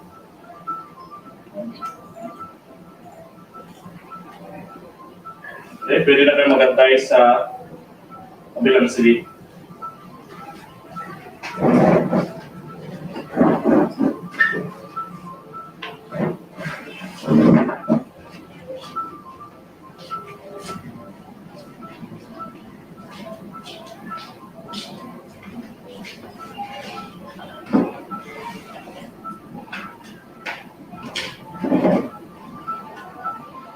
Kumusta? Marami ba kayong natutunan gamit ang mga e-modules? Opo, sir. May sulat niyo ba ang mga scores at importanteng informasyon sa notebook? Opo, sir. Mali ko ba i-check yung mga notebook ninyo?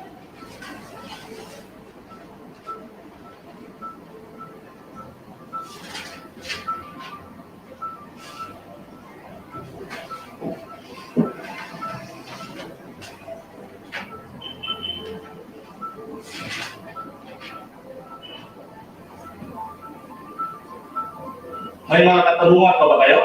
Wala na po, sir. Eh, maaari na kayong tumayo. Paalam sa lahat. Paalam at salamat po, sir.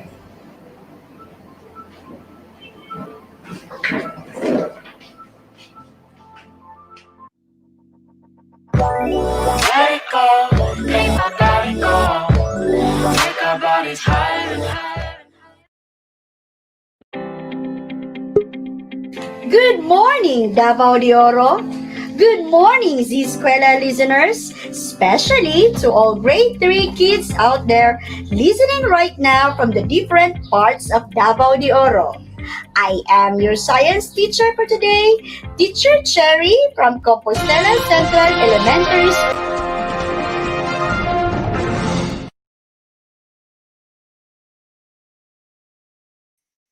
And we are back live to give you the latest updates sa dry run implementation ng the distance learning delivery modalities. At makakasama po natin ngayon ang team nila Dr. Mary Jean Aldiger na kasalukuyang nasa Division of Davao Oriental. Hello po, Dr. Aldiger.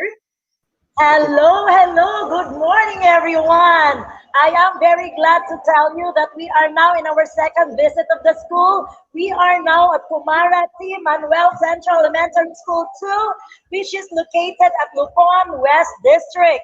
The school is offering radio-based instruction and printed modular learning. So if you notice at my back, there is a demonstration of how those modules will be taken from the school and will be brought there at home, and so much instructions will be given to parents. And later on, we will be witnessing how the radio-based instruction will be delivering learning modalities to our learners. So with that, I would like to let you share the idea or the message coming from our district supervisor as to how readiness she prepared in the school for the coming August 24, ma'am. So first, we have that letter coming from our school division superintendent, and we gave that one to the different radio stations, and they affirmed uh, shall we say their support for the education when it comes to the radio broadcasting in this. Yes, that's it. Ma'am is our district supervisor here in Lupon West District. This time, let's listen how our principal really made this school ready for the August 24 opening of school, offering video-based instruction and at the same time modular learning. Princess. Good morning, sir. The Kumarak Emmanuel Central Elementary School 2 is having already the preparation for these two modalities, the RBI, the radio-based instruction, and also the offline modality. The school is already prepared for this modality. Besides, the teachers already have their own idea on how to administer to conduct this modality comes August 24, 2020. Wow, thank you very much, ma'am. And also, our division office also is looking on how schools are preparing for the August 24. So we have this with us this morning, our division coordinator for this activity. Hello, good morning. We are as education program supervisor, we are supporting the program to succeed until to finish school year 2020-2021. Thank you so much, especially the supports from our stakeholders. God bless all. Okay, you see, Manuel Central Elementary 2 is now ready for August 24 opening. Sulong Edukalidad 2020. God bless everyone. Thank you so much, Ma'am Mary Jean. Okay, so that was our monitoring team live na live sa Davao Oriental Division at nandoon po sila ngayon sa Manuel T. Kumara Central Elementary School sa Lupon. Okay, at ang learning modality po na kanilang ide-demo ay ang radio-based instruction. Maraming salamat po kay Dr. Mary Jean Aldiger kasama ang kanyang team members na sila Dr. George Wong, Dr. Ronnie S. Mercado, Dr. Nelmaline Barniha, and Miss Juliet Nicolas. Atin po sila iimbitahan ulit para magbigay ng kadagdagang mga updates.